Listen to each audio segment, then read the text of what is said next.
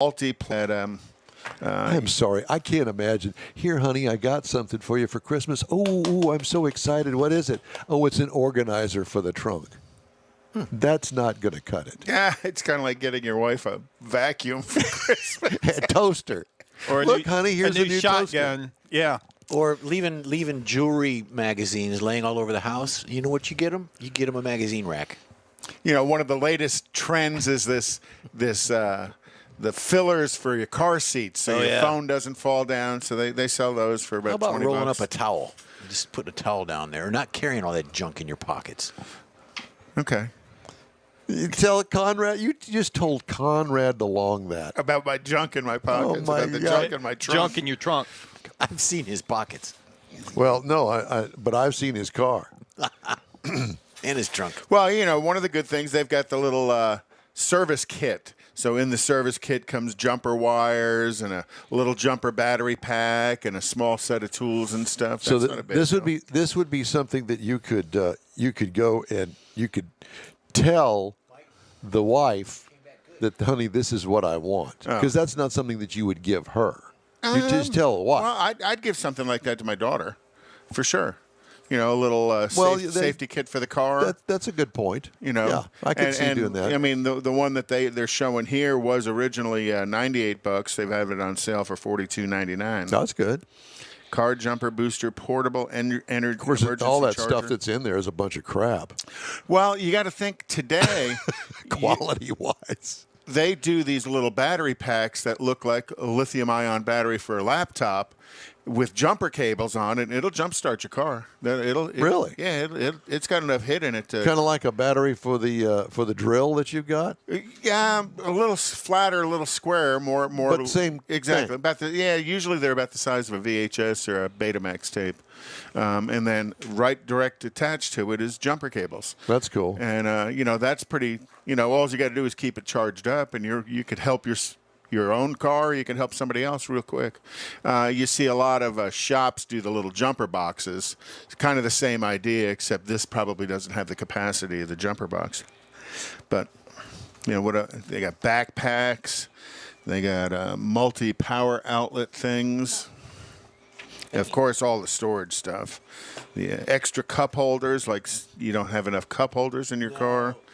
The reindeer ears. I have to tell you that that cup holder thing that I bought for the Corvette works great. Yep.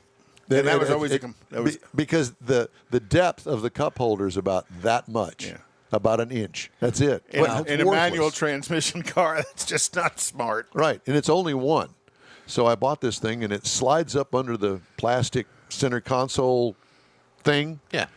So it kind of holds it in there, and then at the bottom you just push it in right up next to the transmission tunnel, and it works fine. There you go. And then on top of that, I bought me one of those WeatherTech telephone cell phone holders that goes in the cup.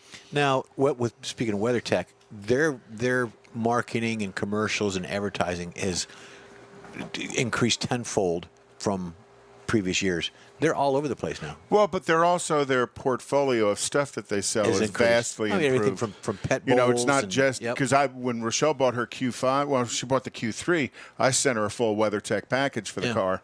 Now she bought the Q5. I did the same thing. I didn't send her the cup thing, but now they sell animal dog dishes that are elevated. That's the way they're supposed to eat. Yeah. WeatherTech needs to hook up with MyPillow. I'm just going to say I want a pair of slippers. Have you priced those slippers? They're expensive. $145. What? That is nuts. Mike just fell down over there. But if you have the discount code, they're only $75. Yeah, no, I ain't paying $75 for a pair of slippers. Yeah, put in there for your discount code. Put in there in wheel time. I'm sure that'll get you a big. So what else could you get somebody for Christmas, if automotive themed, easily located? All sorts of stuff for the back seat and the pet. Oh well, yeah. I mean, they got Covers stuff. Well, Jason's got that in his vehicles. And not only that, but they've got the deals with the dog harness. Yep, they to got that seatbelt too. them in. Yep. The seatbelt them in, basically. And actually, I want to say that's probably law some blue states. Well, they're doing that for the animals, the cats and the dogs, but people are still leaving their kids in the back. There is that. Yeah. Uh-huh. It's dangerous. We did an episode. And then they have all the shed protector stuff, where you kind of cover the seat and everything Yeah. so that the dog. Then it's got straps that goes around the headrest in front, and then all the way to the tether in the back for the Straps baby and seat. tethers. I like it. God, yes. All we need is some whips and chains, and we're good to go. God, WeatherTech has them.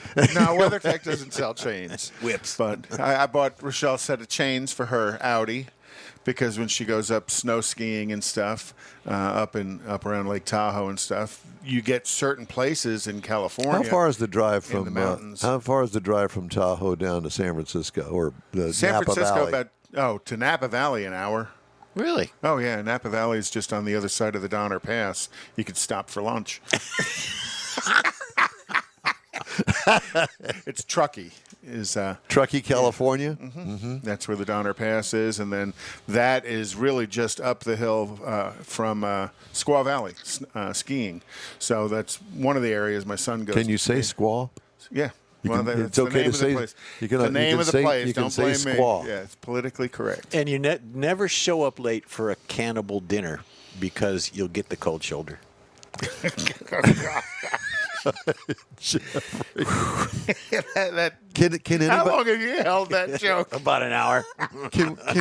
Can we go ahead and use that and let everybody else use that for the Christmas party? Go for it. Yeah. Okay, well, just checking. Yeah, the Christmas party's today, Mike. Are you coming? Mars. What He's Mars? What are you working. doing over He's there? working on our internet. You signal. working on He's internet working the stuff signal. over there?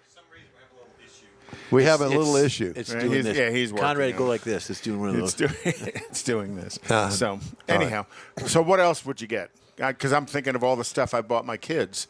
How about gift cards? like gift cards. Maintenance gift cards. I'm sure most of the shops that are out there, if you wanted to get your kids. I or think your- almost everybody's got gift cards these days. Have you seen the size of the gift card rack at HEB? Yeah. Oh yeah. It takes up 2 end caps now. It's huge. But Carolina doesn't have one there for professional auto care. No, but I'll tell you what, a $200, $300, $400 gift card like a Visa, load up the Visa gift card. Here you go, get the car fixed. Either that or call. You could take it to Specs Liquor as well. You could do that. Total Call wine. up Carolina Total and wine. say, here is the card number. Put it in our bank that we have with you, our money bank, and Spend it. no, then yeah, I mean, eventually spend it. you'll eventually spend it. Yeah. So Yeah, for that hard to get person, the lady, hard to shop for, get her jumper cables because I'm sure she's starting stuff all the time. how about Susie seat covers for the vets? I says cleaned that one George. up. Yeah, Yes, you did. And George also says you can get those Christmas tree scented Christmas trees. Yeah. to put inside your car. Uh-huh, make your hang car from smell the- like a- hang from the- deodorizers. Deodorizers that are heavy, when it comes to what is it? Wintergreen. Yeah, because when you go to buy a used car and there's like 17 of those deodorizers in there, pass. Yeah, don't buy the car. There's something Something going on. terribly wrong. Yeah, they're missing a cat. It's been missing for about 7 years. It's kind of petrified It's under all the back. it's all dried up after it got into the heater core, trying to find some heat. Oh gosh. That happened when I worked at Tarova Cadillac in Ann Arbor. The loaner cars were Monte Carlos, and they're all white and blue. The white vehicle, blue interior, and they're all cookie cutter. They had one go out, came back, and there was a terrible odor. And what had happened was, they took the carpet out, they did everything. Somebody's cat got up in there. No, it was a little pint of milk Oh. that got stuck up under the seat in between the springs and the foam. So when you took the seat out, you look around and there was nothing there, and you put the seat back and it was stuck up in the seat. That looks like a Three Stooges. Oh, it was bit. terrible. Yeah, what is that smell? I know. I smell that smell. That sounds like a rock song. Yeah, they should do that. So, George also says WeatherTech boots because it's getting deep in here. Thanks, George. Thanks, we George. appreciate your Yeah. vote of confidence. Well, by the way, and thank you very much. Yes. Yeah. So our lunch today, our Christmas lunch today, is going to be courtesy of George Skelton. Thank you very much for the Perini Ranch side of tenderloin beef that he Hot has sent diggity. down here. And it's some major dollars. So Yeah. we're all going to. Well, I went to the grocery store yesterday, spent a bunch of money on And Mike and I accoutrement. brought potluck. Dishes. So we brought dishes. It's like going to church. It is Not. It's certainly not the like Church of going the to- Nazarene, I is think it? we're all Going going to- to hell. going is to- where we're going.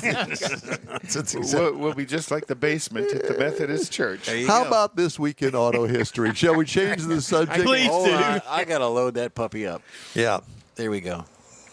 So in 1931, this week, the last Ford Model A was produced, which, here we'll show you a picture of a Model A here in a second. There's a Model A right there. Oh, boy. And what a classic car that was, but that's But they didn't make all convertibles. no. But I didn't want to show a four-door. I wanted to show the convertible. Okay. Did they make a two-door hardtop? Yep, they made a two-door hardtop and they made a four-door. Okay. And then in 1932, the first Ford Model C automobile was introduced. And that should be this next one. But what I found interesting about this car boasted a four-cylinder with a counterbalance shaft in it.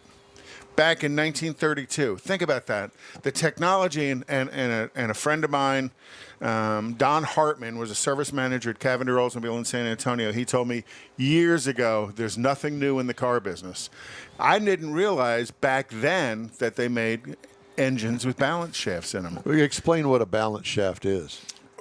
Certain engine Configurations. configurations have a vibration in them. Right. So what they do is they put a balance shaft in it, so it's got a counter vibration in it to smooth it out. Yep. And they do a wonderful job. Some V6s need counterbalance shafts in them.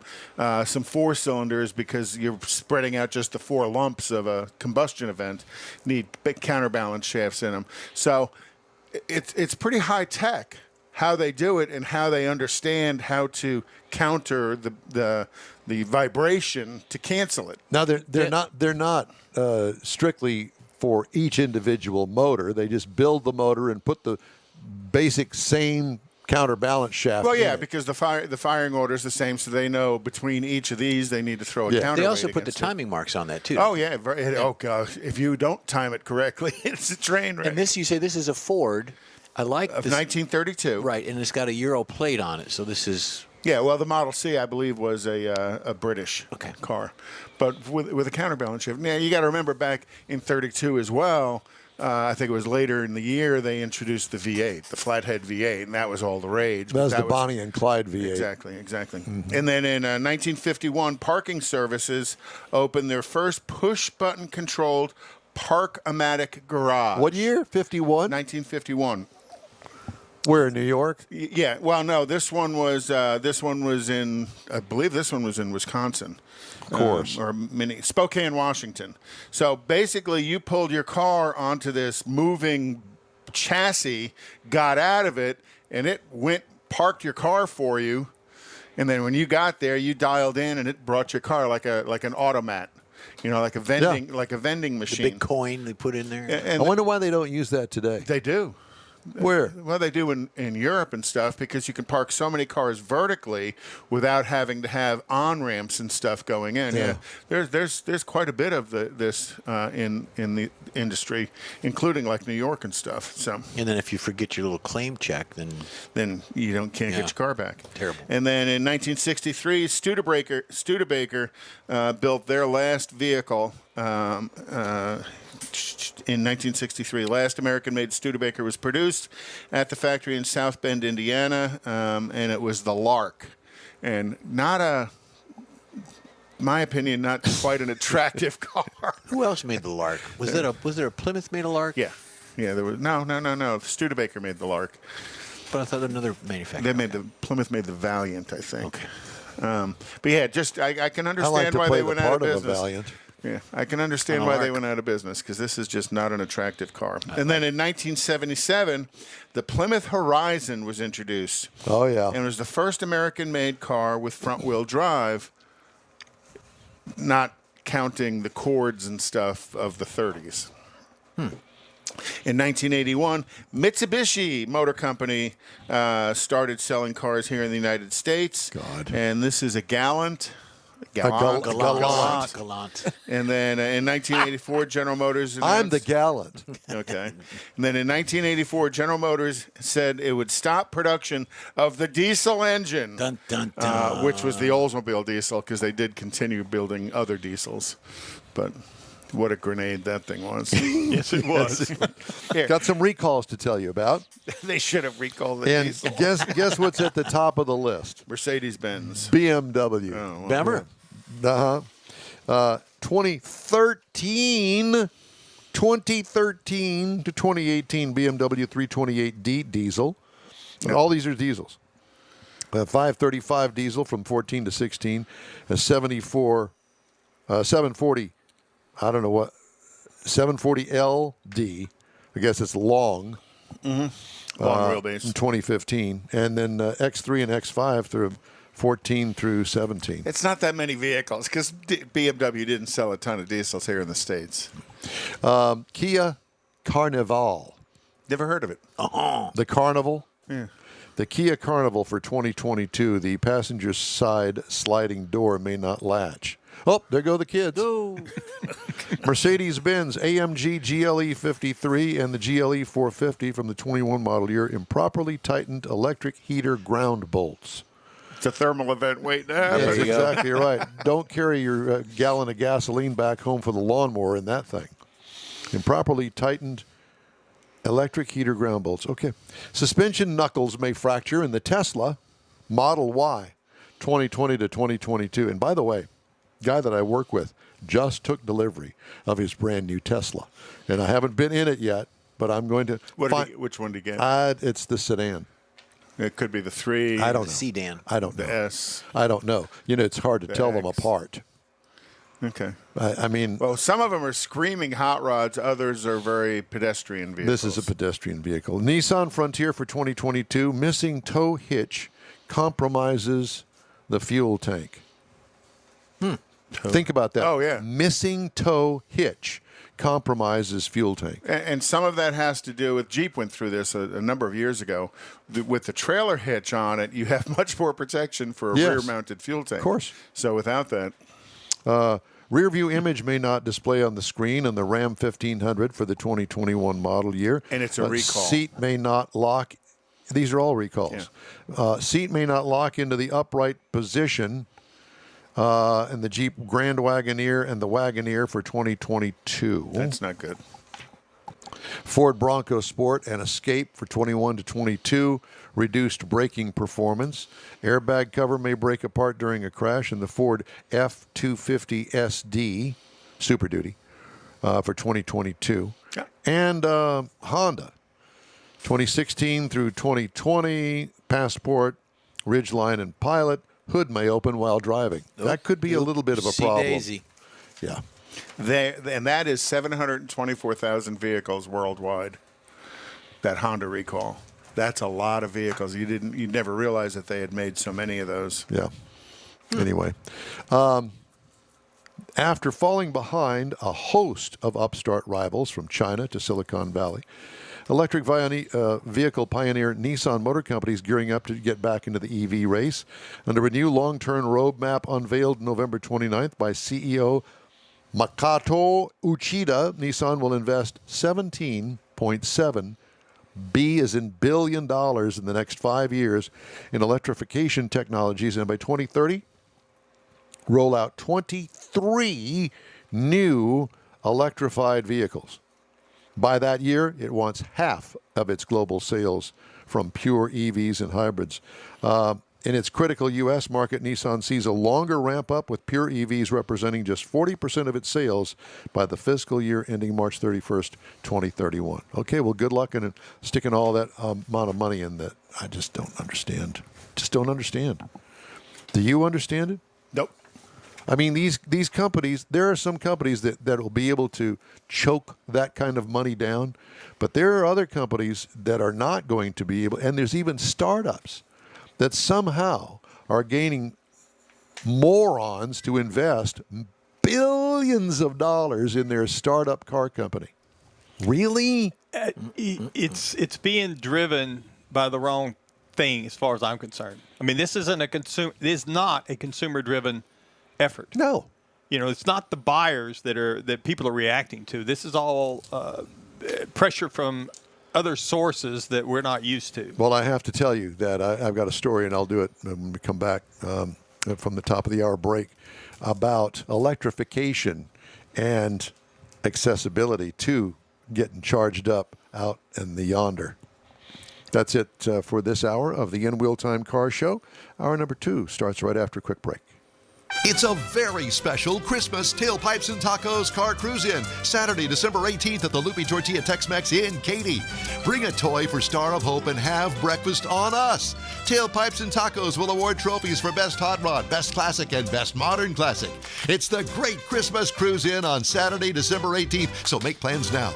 Tailpipes and Tacos is Houston's coolest cruise in, and this one brings it all together for Star of Hope in a Toys for Breakfast Christmas special. Bring a toy and get a free Loopy Tortilla breakfast, plus trophies for Best Hot Rod, Best Classic, and Best Modern Classic. It all happens at the Loopy Tortilla Tex-Mex in Katy on the Grand Parkway at Kingsland Boulevard, just south of I-10. Get your ride ready for a very special Christmas cruise in Loopy style. It's Tailpipes and Tacos, Saturday, December 18th, 8 to 11 a.m. The In Wheel Time Car Show will be there too. Let's celebrate the Christmas season together at the next Tailpipes and Tacos Toys for a free Loopy breakfast, Saturday, December 18th, 8 to 11 a.m. We'll see you then, weather permitting.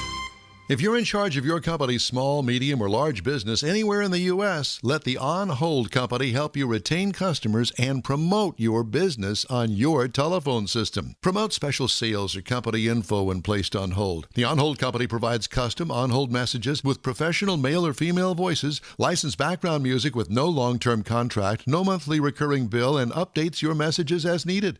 Call the On Hold Company at 713-223-HOLD or go to onhold.net. Is your business or company looking to stand out in a crowded advertising market? Looking to reach the real auto enthusiast? Well, you found it. You're listening or watching In Wheel Time, and so are your fellow enthusiasts. The In Wheel Time Car Show now reaches 500,000, and we can put together a marketing plan that will engage them in your product, business, or service. To get the tires rolling, just shoot us an email to our marketing director, Jeff Zekin. His address is jeff@inwheeltime.com. Wow, that's loud.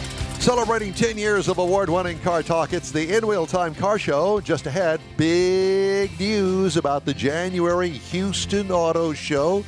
Rochelle Salinas joins us with the details. We need more Jeff Talks. Donk. the expert in donks. Here he is, ladies and gentlemen, Jeff Zekin. Conrad has the car clinic. We also have the stories making automotive news headlines this week. It's all just ahead on this edition of the In Wheel Time Car Show. Howdy. Along with Mike out of This World Mars, King Conrad DeLong. Raise your hand. We need more Jeff Zekin. We do. I'm Don Armstrong. Glad you could join us on this Saturday. Had a cold front blow through here last night from the high yesterday of like 90 degrees to high today 60s, and going to go down. I think it's already there. Yeah, going to be down into the 40s tonight. Anyway, joining us now, somebody we haven't talked to in a while, and it's getting to be that time we have to start thinking about the Houston Auto Show. Rochelle Salinas is here. Hi, Rochelle. Good morning. How are you?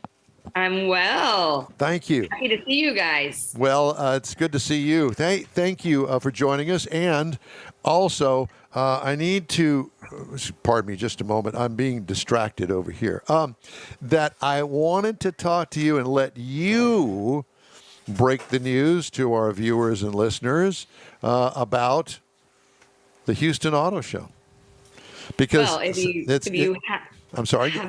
If you haven't heard, we're not just the Houston Auto Show anymore. We're the Houston Auto and Boat Show.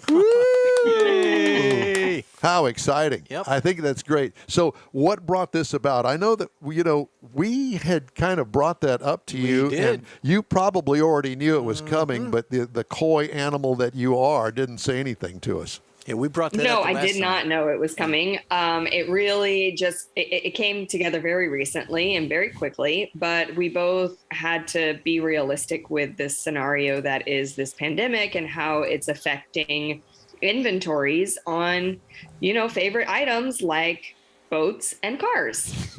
And We just said, we're not going to be able to take up the full auto show or the full NRG Center as we usually like to. Really, the only thing that we're cutting out from our space is that indoor ride and drive lounge. But the boat show also knew that their inventory is low and they weren't going to be able to fill the whole event. And they were also going to lose a day from the Texans game. Potential of the Texans game taking place that day because they extended the weekends of the NFL. So, we got together and we were like, hey, let's make the best of this situation that we can. And we put the events together. And so it's 2 events, 1 ticket, just $15.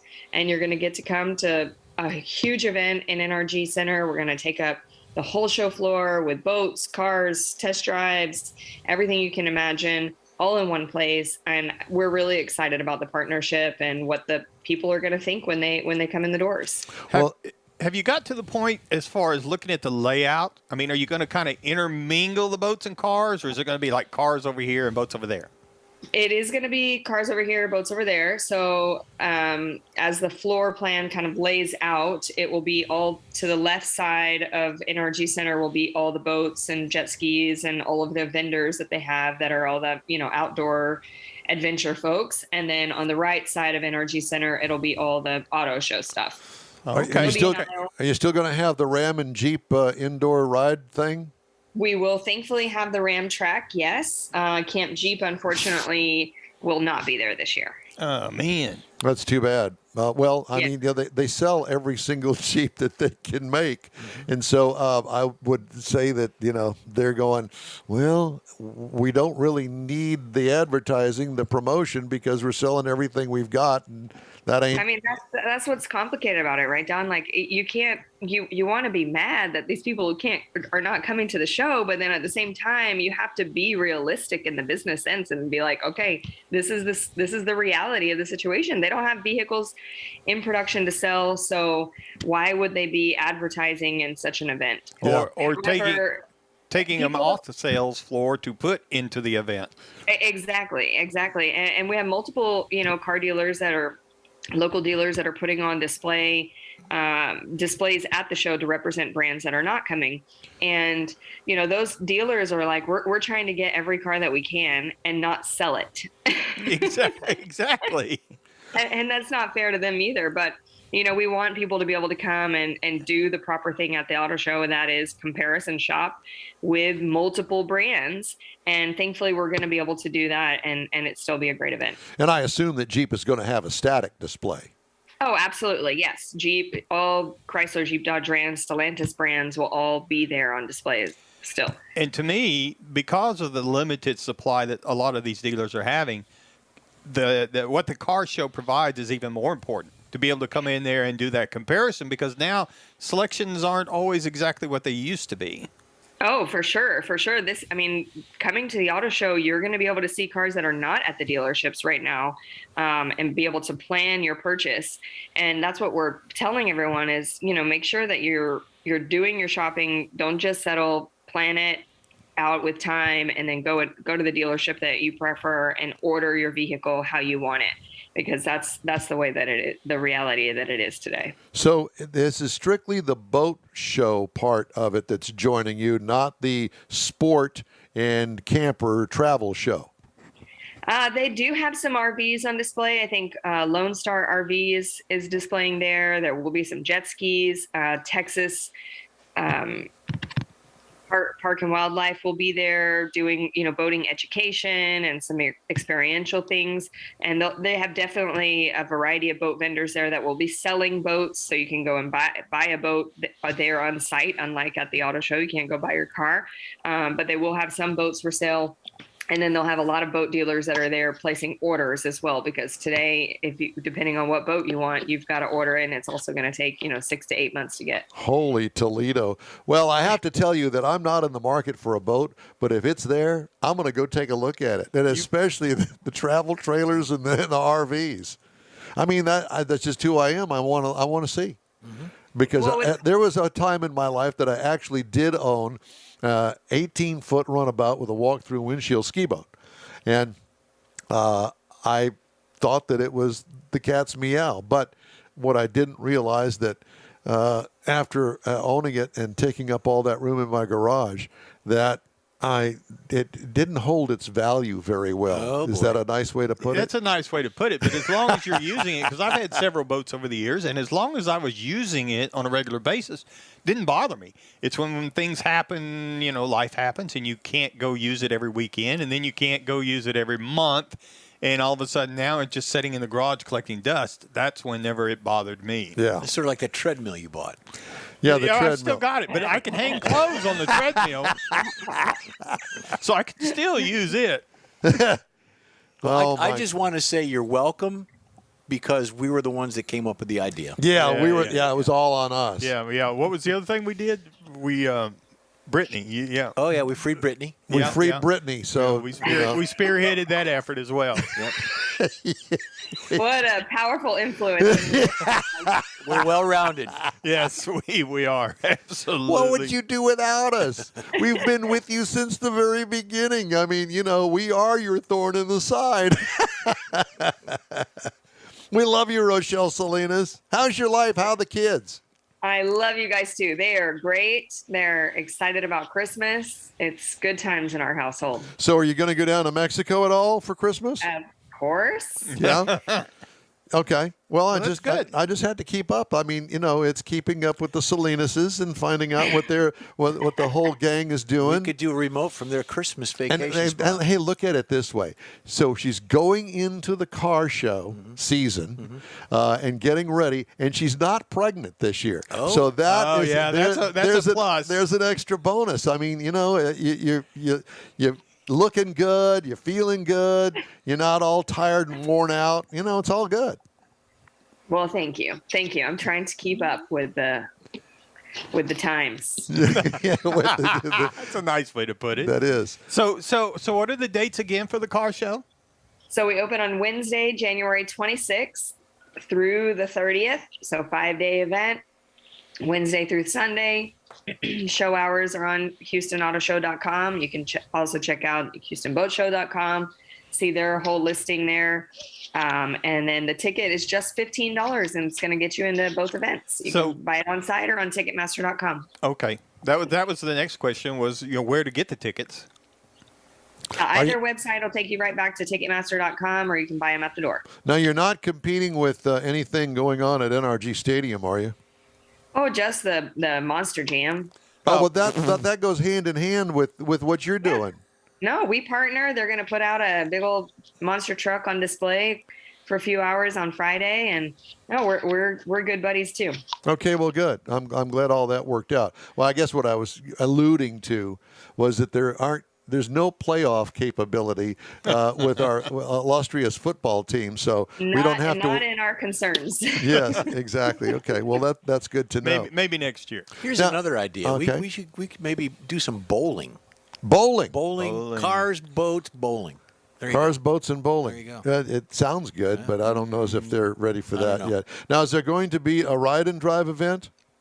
There will be some test drives opportunities. I know Ford, Stellantis, Subaru will have test drives out front. We're still putting together, hopefully, an electric test drive. Evolve Houston is coming back with a full electric display as well, a whole showroom to teach you about electric vehicles and what to look for and what you need to know before you make an EV purchase.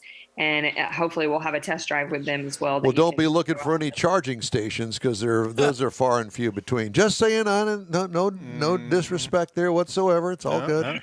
No, but that's a good idea because things have changed. A lot of changes since last year as far as the EVs are concerned. Absolutely.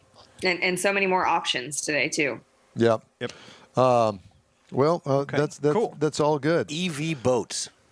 EV boats. Hey, that's I'm like sure EV right around the airplanes, corner. yeah. If they, That's coming. Yeah. So, what else do you want to talk about? Are you looking for a new car? We know somebody that we know somebody. I actually just bought a Carnival, the Kia Carnival. Oh, I the one that's being recalled. There was also a recall. Did you hear it? technology system Yeah. had to get updated the second day I bought it. Okay. But I absolutely love it. And I never wanted to be a minivan person. And I couldn't be more happier with Yeah, it. but Now, do you pronounce it the Carnival? Because I like to say Carnival. You know. Oh, we speak Spanish in my house, so we definitely say the Carnival. Okay.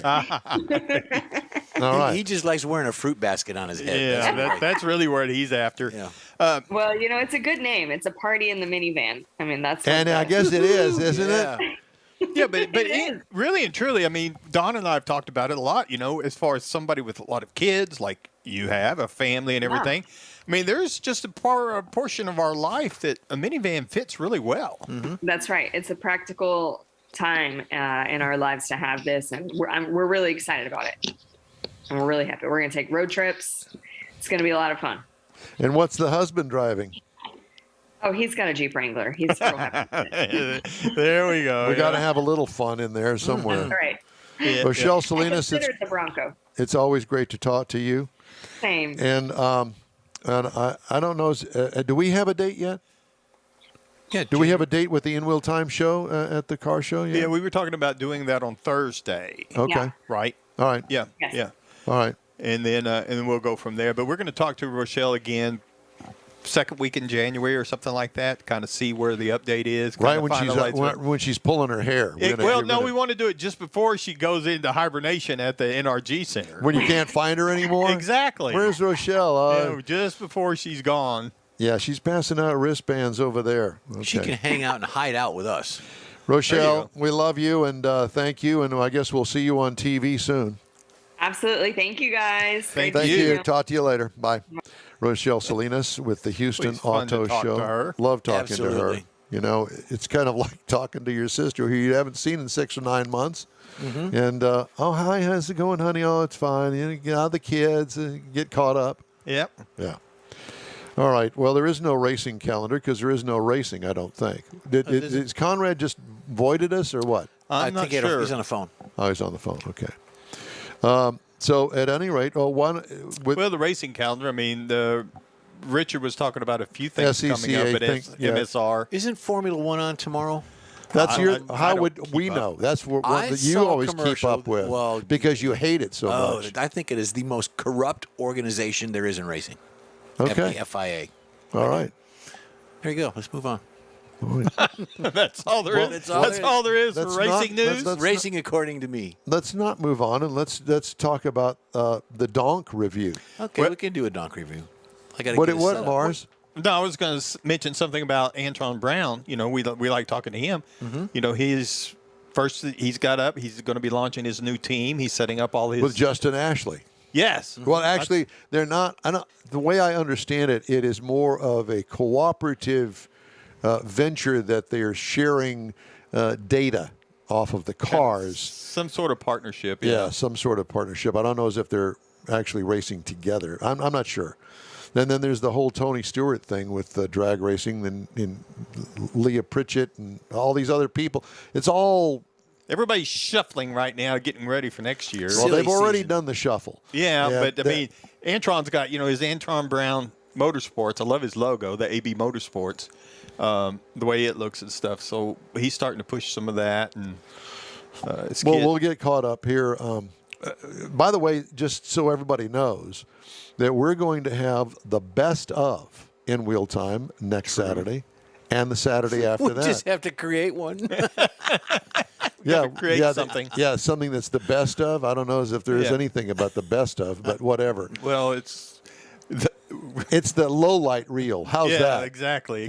But Christmas falls on Saturday, so it's one of the few times that we're going to take off the day and Yeah. spend with the family. And Yeah. So a couple of Mars is going to put together segments of the past that we think that Christmas you will past. enjoy. Pretty much. Let's do the donk. Okay, I got to pass this over to Mr. What Mars. does anybody know the real definition of a donk? but- Well, Tell you, that's what we're gonna fixing do. to learn here. Yeah. Is we're going to learn the All real right. let's definition. Well, just learn starts out. learn me something, Lucy. I'm going to learn you something. And what is a donk? You just asked that. And what is not a donk?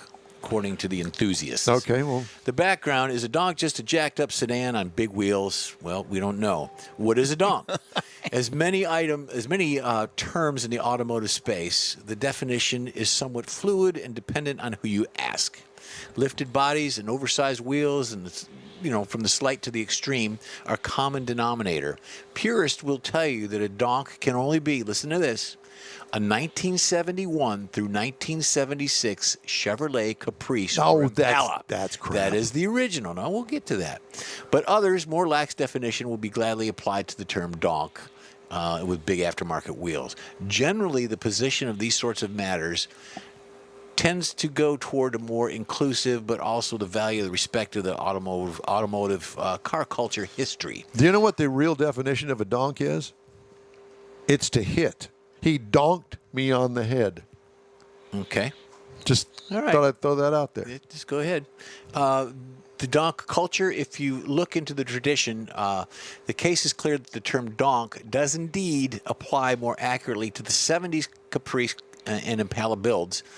For the general category of lifted cars, oversized wheels, the term high riser, write that down because it's going to come up here in a minute. You got a pair of pants like high that. riser is more appropriate. The donk tradition originated in Miami in the late 80s and early 90s, according to the donk enthusiast website Donk Planet. There's a website. Well, I couldn't. Okay. And there's also a magazine. Yep. A true donk car refers specifically to the 71 through 76 Chevy Impalas and Caprices, whether it's stock or customized. Origins of the term. Does a heavy car propped up on wheels resemble the proportions of a donkey? It's bodily, bulky, elevated, on relatively thin legs. That's a donk or donkey. Others say that the term was coined to those that brought the classic Impala logo look like a donkey. But I put these shots up here of this yellow monster just for Don's Thank you so Well, much. and I think that what you're describing, That's this a is exactly what C6. this looks like. I mean, it's Yeah. elevated, and it's got the big wheels, yeah, or the skinny legs is what they call it. skinny legs. Yep. And moving on with this, when it comes to the original meaning of the term, things get more uncertain. Does a heavy car propped up on big wheels resemble the proportions of a donkey, or the body bulked up and elevated relatively to the thin legs? Well, the explanations you hear, if you don't ask a donk enthusiast where the term came from, seems rife with speculation. So I'm going to wrap this up because I'm going over. No, you're fine. Okay. Continue on. All right. We're interested. Okay. So, Did you lose your place? yeah, kind of. In addition to he Miami's was Donk through. Day, held annually since 2017, among the Donk lineup Day? of the cars is a Donk Day. There's a Donk contest in Austin, Texas. Perfect. There's Donktober Box Chevy and G-Body Donktober in Shreveport, Louisiana.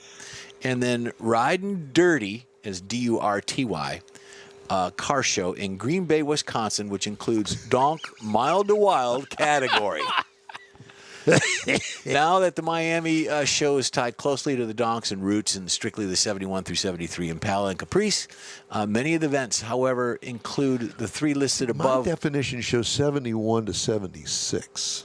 Well, yeah, it could be. My information is 71 to 73.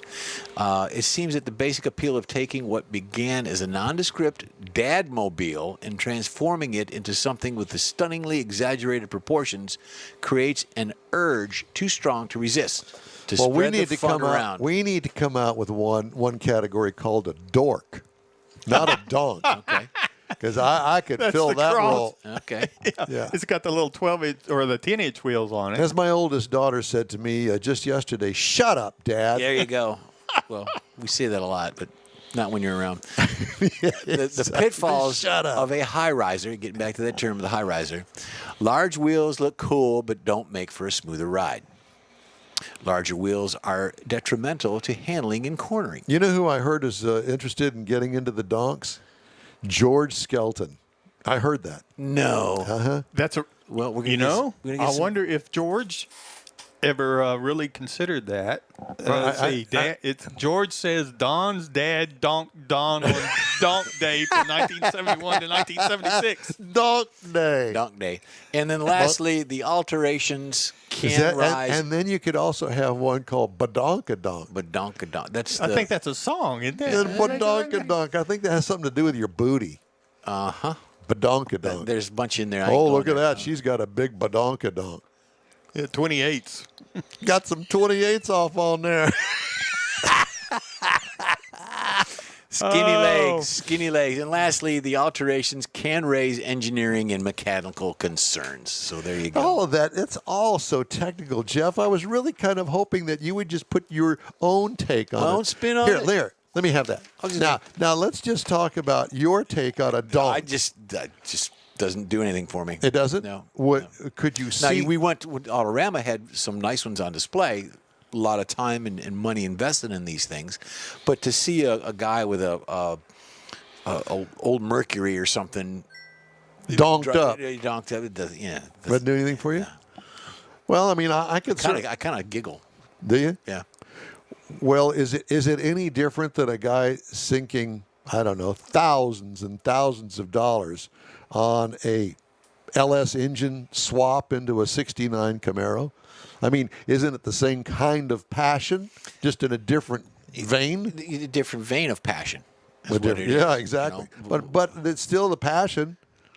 It has something to do with the car and changing it around and making it whatever you want to make it. And the origins were in Miami, so there evidently a lot of vehicles fit that description that they could do that with. Right. Well, it's heavily Latin based, I think, and that Exactly. comes out of Miami. Right. Uh huh. So it's all good. We saw a large contingent this year at Houston Autorama. We did. Of what I wouldn't really term them as rat rods. They were hot rods that were lowered, and it was some of the same guys that used to have donks. Mm-hmm. But there was no sign of donkism on these. Donkism. None whatsoever. I mean, those things were killer. Especially with the one with the chopped roof and the body darn near sitting on the floor. Yep. It was just so cool. I don't know how you get in and out of it, but it just looked cool. Yeah, if it's been channeled or you just Oh, this chopped and channeled. This was radically chopped and channeled. And the chop had the chopped top on it, and there was no way you could get the body on the ground without channeling the body. Yeah, it was pretty cool. But bottom line, it's a car culture. It what is. Well, it is. I mean, we talked about with the tuner gallery at the Autorama. We talked to those young men about that, and our next guest, Randy. We're going to talk about that a little bit more. So it kind of fits into. Is Randy going to be on here? Randy Weldon, yes. We got Randy. Oh, Randy Weldon. Yeah, I thought you were talking about Randy Borcherding. No, no. because we have his wife on. Well, because we got lucky and we got his wife instead of him. That's true. We did, but I got a feeling But that that's he's later. doing something that he doesn't want anybody to know about, spying on somebody or something. Something like that. I don't think so. Okay. Well, you were paused there like I hit a nerve. Well, Went to his I don't notes. know that he wants everybody to know that he dropped the motor off at some place in Michigan and he's driving home. Oh, I see. Well, no, that'd be fine. Well, now they know. now they know. No, they don't. We haven't told anybody. Oh, well, we just did, I think. Here's your papers back. Okay. Okay. So we've done all of that, and we're going to take a break now. And Conrad's going to rejoin us. The In Wheel Time Car Show streams on Facebook, YouTube, Twitch, and InWheelTime.com. That's our website. Mm-hmm. Podcasts are available on your favorite podcast channel. Just go there, look up In Wheel Time, and boom, there we are. In Wheel Boom. Time Car Show continues right after this quick break. Boom. It's a very special Christmas Tailpipes and Tacos Car Cruise In, Saturday, December 18th at the Loopy Tortilla Tex-Mex in Katy. Bring a toy for Star of Hope and have breakfast on us. Tailpipes and Tacos will award trophies for Best Hot Rod, Best Classic, and Best Modern Classic. It's the Great Christmas Cruise In on Saturday, December 18th, so make plans now.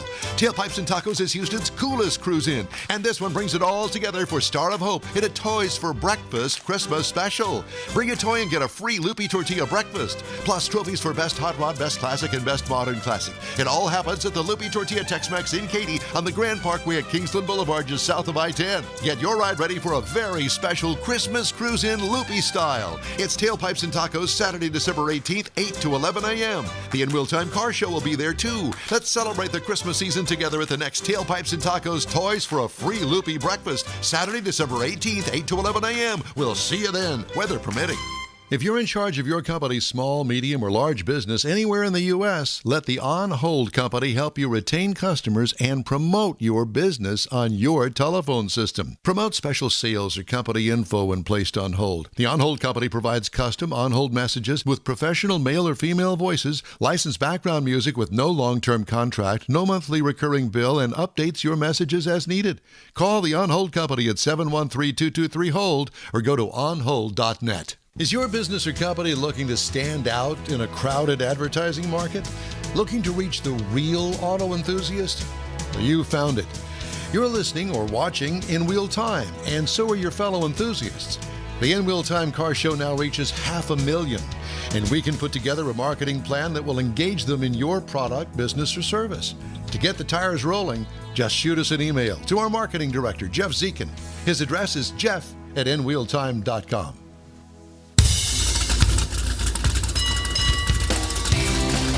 Celebrating 10 years of award-winning car talk, it's the In Wheel Time Car Show. Coming up, Conrad's got the car clinic for us. We'll have this week's auto news and more, including some special guests, one in particular. Whoa! Howdy, along with Mike out of this world Mars, King Conrad DeLong. We need more Jeff Zekin, as we always do. I'm Don Armstrong. Glad you could join us today here on the In Wheel Time Car Show. So let's just get right to our guest. He's been waiting patiently, listening to all of the shenanigans that we managed to pull on. I like here. shenanigans. Oh, well, I do too. So does Randy Weldon. Randy, good morning. Good morning, Don. How you doing? I'm doing well, thank you, and it's good to have you. I'm sorry we had to get you out of bed to do this show, but it's always a pleasure. It is before noon. It is before, I know. So, Randy Weldon, what are you doing these days? Are you still Mustanging it? Yeah, I'm kind of mixing with all the different brands of cars out there nowadays. Really? Yeah, trying to pull more people together, and break out of just the brand specific models.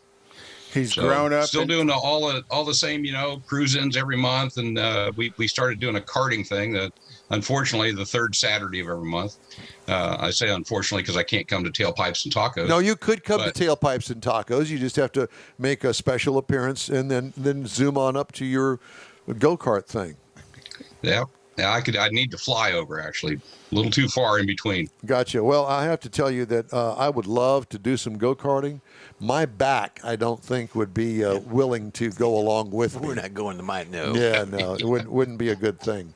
But so you mentioned something about spreading the wealth when it comes to car clubs. And one of the things that Mars and I talked about when we were at Autorama, and I guess it was prompted by the JDM guys, the tuner guys, yeah. The tuner guys, that it was that car clubs today, and I noticed, back in my day, if you will, when I was actually showing cars competitively, car clubs were huge when it came to car shows.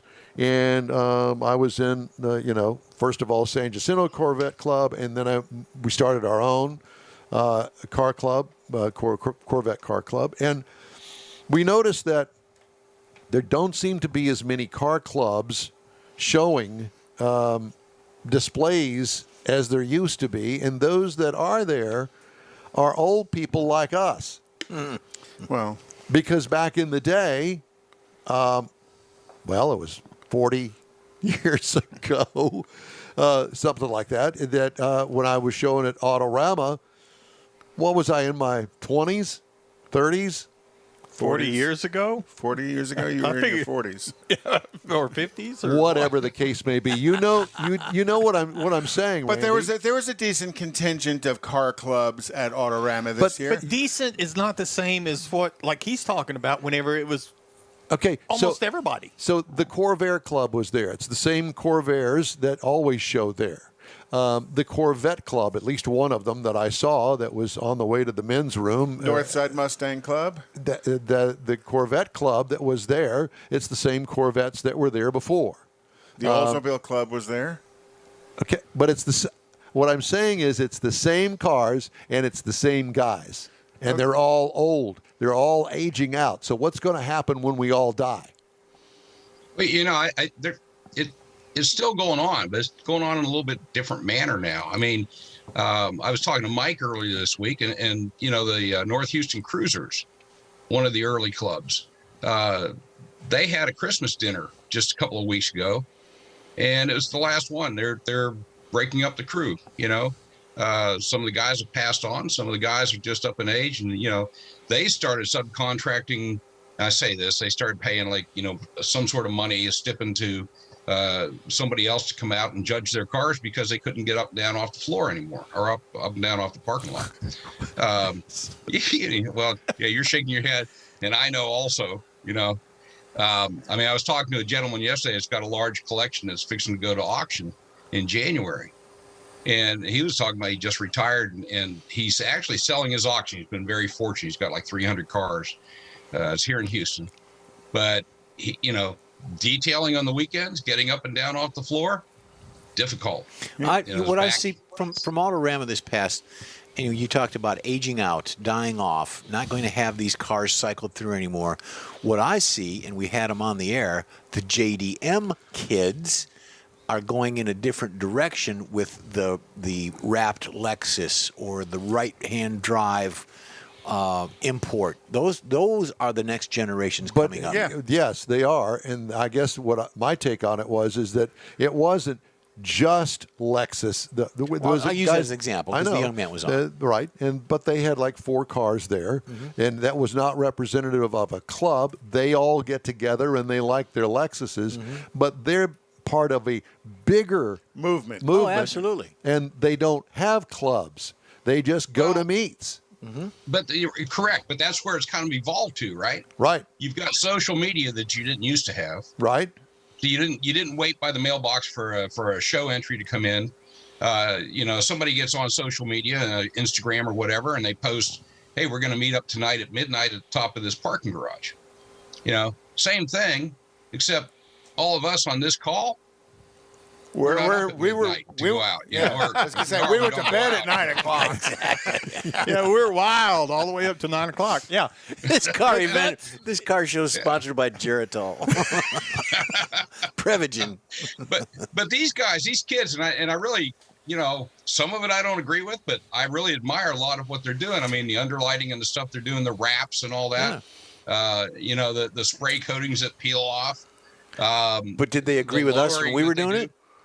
No, it's all different. Yeah. Yeah, it's different. But that's what we were talking about in the earlier segment about the donks. That's a different perspective, but they're what'd you call it? The enthusiasm, Don? The enthusiasts. I mean, these guys, they have the same passion. That's what they're just different style. They're just channeling it in a different way. So they spend as many hours doing their thing on their cars as we did back in the day when we had our cars. And as do these young tuner kids with the Lexus and stuff. Because remember, the first young man we spoke with, he had 0 engine modifications. It was all suspension and interior, and he hangs a chandelier inside his Lexus IS. Yeah. The next one we spoke to had an R33 right-hand drive Skyline. And part of that is an age difference. The first guy, Christian, I think he must have been 19 or so, 19, 20. So he's working on it and been working on it. And the other guy, he's older, he's married, and he's been through a few cars, and he's worked his way to get to that Skyline that he's always wanted. Right. But it's the same idea. You know, you go look at them. It's the same, Well, passion. So in 1970, I was hanging out with Ross Putnam, and he had a 1955 Chevrolet that he had it all souped up. It was only 15 years old. These Lexuses, they're about 15 years old. Yeah. So it's the same thing. It's just different cars. That's all. They're and as opposed to trying to tap more horsepower out of a 283 or a 305, whatever it was he had it punched out to. They're doing it in the Japanese cars. Right. What's the difference?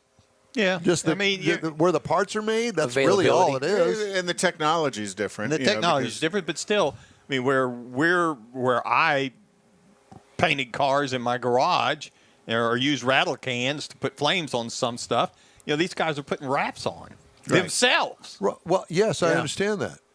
But Mike, they've figured out how where you were painting the car, and maybe you didn't like it 3 months later, you have to go back and repaint it. They just take a heat gun, pull it off there, and they change the color of it. I mean, change whatever look of it, you know, and that's the advancement of technology. You know, that we didn't have the advantage of back. Well, they were talking about, we were talking about, a $2,000 or $1,000 wrap. Well, back in the day, a good paint job would cost you that much money, and you'd save your money and go and get that done. Well, even Christopher was talking about when he did that, he had a number of friends came over, and they kind of knocked it out real quick. Same thing a learning experience. Well, that's it. You know, I watered down the garage floor, pulled the truck in there, and did what I thought was the best thing I could do, and went and bought some automotive paint and painted it. They pulled it in, wiped it down, and put a wrap on. Yeah. You know, and so it's the same thing. I guess that the point we're trying to make is as far as the enthusiast is concerned, it's the same that passion that we had back in our day, just channeled in a different way. It still involves four wheels and some sort of power plant and transmission and that sort of thing. Well, what's changed is the way that we go about celebrating our creation. We didn't have clubs that we went to in high school. There were no clubs. We just all got together with friends that had other hot rods, or we would go to the drag strip down there. Or you'd go hang out at the A&W or whatever it was. Right. Take over the main drag in town. We were the ones that kind of invented the whole club drag thing. in Maine. I've dragged a few Maines. I'm sure you have. You know, there's so many different ways we could go with that. I think. Well, even look at. I was thinking the same thing. That's what his But look at what Randy's even talking about. You know, our relationship with Randy was very much built around Mustangs and him being. Yeah. Weren't you like the president of the National Mustang Club and stuff? So you know, and then not the national, but you were at the North Side, and you've helped a lot of these Mustang clubs get started. You're helping all these other clubs, and now you are still involved with the national level. Yeah. Oh, I am. Yeah, I'm still on the national board. And then now Randy's engaged in the Montgomery County Car Enthusiasts. Is that? Yeah, Automotive Enthusiasts. MCAE. So, you know, he's expanding and making some changes as well. So what is the age category that you would put the majority of your MCA? Of your club? Well, where's the age group? For the new club, for MCAE, it still comes out with the guys that are, 40 years older and up. And I think that's primarily because the other guys have the tools like Instagram and things that they're used to using that we're not. And they have get-togethers, and they don't really want to get it to, into a parking lot, just sit around and talk. But they'll go to the top of a parking garage without any old people around. And they'll spend a couple hours taking pictures, looking at each other's cars, looking at the modifications that were made. Why aren't we invited to that, just to go and hang out with them and spy on them and see what they're doing? Because you're old. Who wants that old guy hanging out? I didn't say that. Randy said that. I said shut up. That's right. I didn't say he was old. Hey, I brought my grandfather with me. Yeah, Grandpa's here. He got out of the home for the weekend. Well, that's the thing. Can you help Grandpa get out of the Honda? Oh yeah, really? Yeah. Yeah. I mean, who came up with rat rods? Because I nice to look at, but I can't get in because I'll never get out. Well, yeah. There is that. Well, I always figured I'd just fall out through one of the rust holes, but that's a different story. But again, that's still another just style of car that has a very passionate group of people that follow rat rods as well. So, Randy, what It is. what kind of cars are in your club? Oh, we've got every make and model. I mean, we do, and we've got some what I like to call racers. You know, we've got a few of those. Affectionately. Some of these guys come out though from time to time, and they're doing things that it's just not up my. I guess because I've got some hearing loss, it drives me up the wall. But you know, they're revving their engines and they've got the fire coming out the pipes and stuff, and that's cool. But you know, take that engine noise out. Go electric and pop that fire out of there. I don't care. It's not Randy cool. I got to wear earplugs. You know. But we've got a bunch of trucks as well. Oh well, So we've got a wide variety across the spectrum of manufacturers. and then you guys also show up in mass to meets around town because you guys generally do the Friday night out at 59 and 99. Yeah, at Porter. Yeah, we do obviously still TWCC first Sunday of every month, and then we do the karting event up in Conroe at HKC the third Saturday of every month. And HKC is Alec Udell's parents' place. That's correct. Yeah, Alex is involved. He comes out and runs the karts with us from time to time. I bet you he's fast. Faster than everybody else, I would imagine. Hauling donkey. He is actually faster than everyone else. He should be. He is. He gets paid to Yeah. do that. Yeah, he does, and but he loves doing it. You know, Yeah. I mean, I got a kick out of the first time he came out. Carts weren't running right, so there's Alec off in the shed, you know, working on the cart because he loves doing it. But no, we were talking about these guys. I mean, if you look at, there's a big Mustang club on the south side of Houston down in Clear Lake. Ricky Lee organized that with a couple other guys. They do it primarily just over Facebook, social media, Instagram, and they'll get together car crews going into Galveston just to shoot their cars on, I guess they still call it Cherry Hill down there. Yep.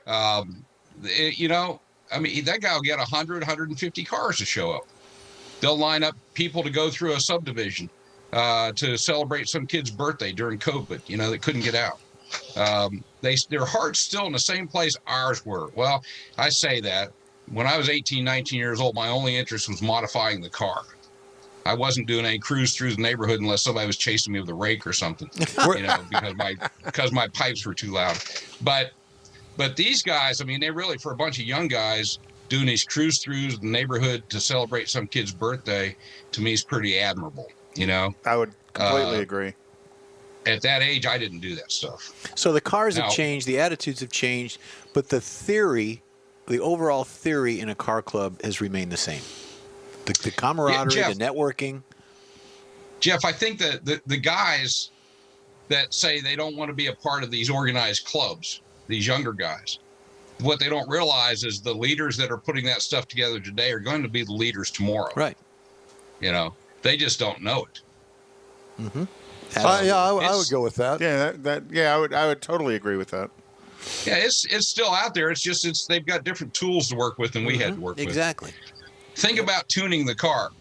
How many days we stand there with those little spacers trying, you know, I won't say days, but obviously with Feeler the timing gauges. light, Yeah. the feeler gauges, and we were trying to get that right. And now these guys email the tunes around, you know. That's think that's about true. the I never tools. thought about Yeah, that. and load them with a laptop as opposed to Yeah. us. We're out there with a dwell meter and a point file and a 9/16 wrench to adjust the And distributor a timing light. and a timing light. Yep. Yeah, you're sweating to death, you know, middle of July trying to do this stuff and, you know, trying to find shade. These guys email it, put it in their tuner, take it out, plug it in, boom, it's done. And every now and then you grab that spark plug that distributor cap, and there's a bad wire in it. You jerk your kind of Got make the your bad eyes wire, you cross. got that one that's not pushed all the way on there. Right. Yeah. That's why I would always have my elbow on something so it only went through my arm and didn't go all the way through my chest. You know, Conrad, I was never that smart. Yeah, well, I got Is it- zapped a few Is times. it smart or something else? Randy, what kind of cars do you have today? I've Personally, just got I've still got my 2010 Mustang and I've got a 2014 F-150. That's all I've got now. wow, you got rid of your classics. I never had it. I mean, I had a 1995 Jaguar. That's not a got rid of- classic. Yeah. It was pretty classic to me. I loved the car, but it went with the divorce. You know. Oh, And Randy's dream car now is a Stage 3 Roush, blue with white stripes. Am I correct? Always has been, yeah, with black interior convertible. Yep. Dang. Did Yeah. I ever? Apparently, I saw that car at something. Oh, yeah. Yeah, I'm sure. Very There's nice. a guy here in town, used to be in Dallas, a guy by the name of John Early. And he had that That exact sounds car. familiar. I He's just got fell your in love car, with it. huh? Yeah, it's a Vista Blue. You know, beautiful car. Yeah. And we all have that one car we'd like to have. And, Yes. you know, some of us get a chance What to is get the it. one car you'd like to have? Well, I'd like to have it back on the road. The Rally would be one of the cars I'd like to have. And what's holding you back? Time and effort.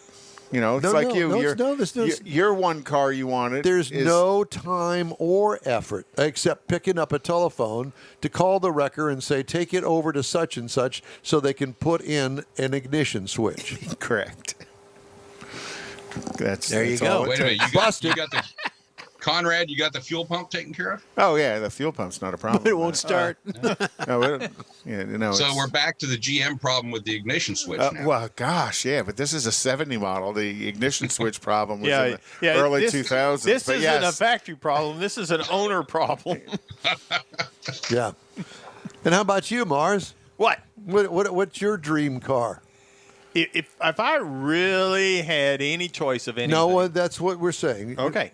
So you remember when we talked to the guy that ended up with that 67 Shelby GT350 that I had and got rid of? Yes. Yeah, I'd like to go back. Now that he's got it fully restored, I'd Have like it to have back.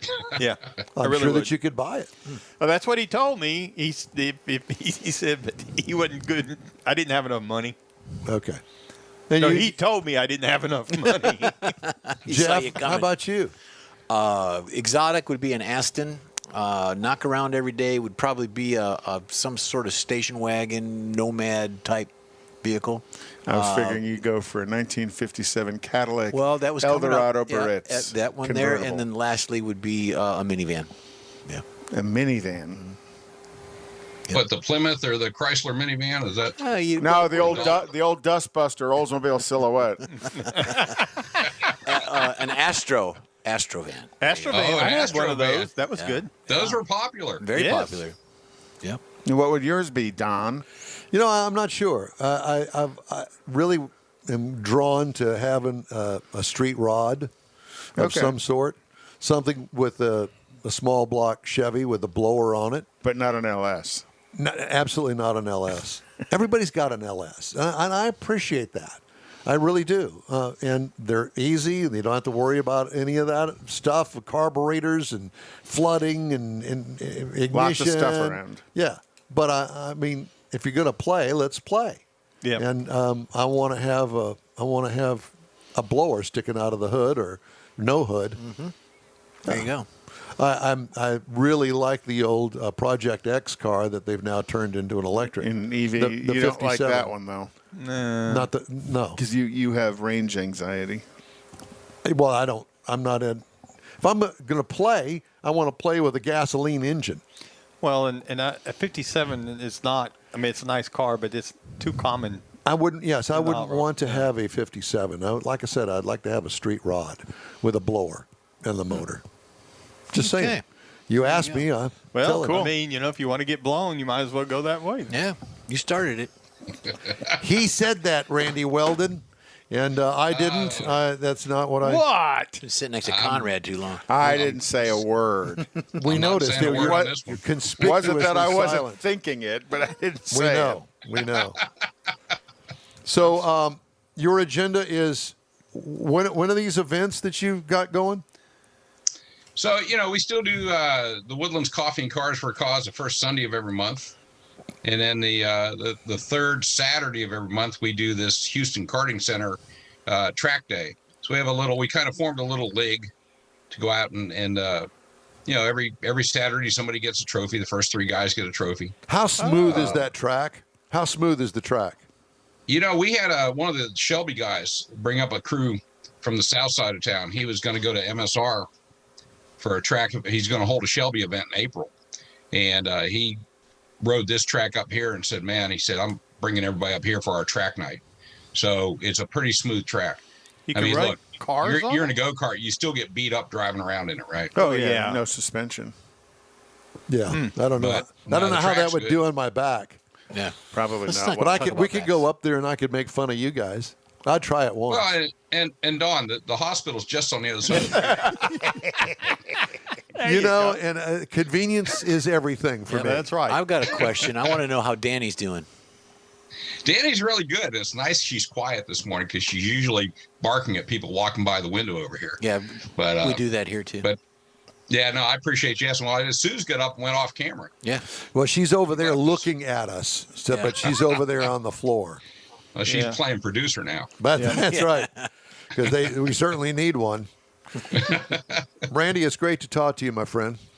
Nice talking to you guys. Nice to see you guys. Well, we hope to see you soon. Maybe we can run into you at the new car show. Do you still do things like that?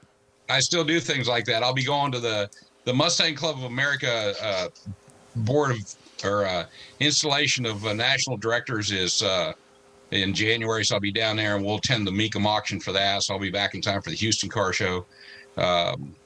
Yeah, I still go out to that stuff. I didn't make Autorama this year, but next year I world hope to traveler. be back in there. Randy, God bless. Take care of yourself. We'll talk to you soon. Merry Christmas. Travel Thanks, safe. guys. Christmas. Nice chatting with you. You bet. Thanks for the time. You bet.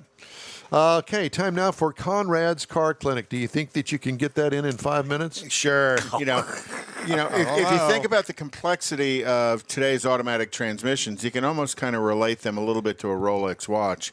People don't realize inside their mechanical devices how complicated things can be. And both a Rolex watch and a transmission have all kinds of gears and bearings that require proper lubrication.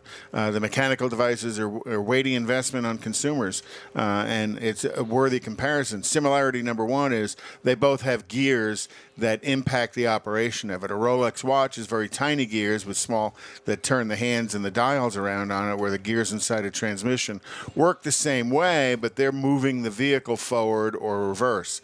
And the gears have to be precisely fit, but they also have to be properly lubricated. You can't have any of those gears slipping because that creates more and more of a problem.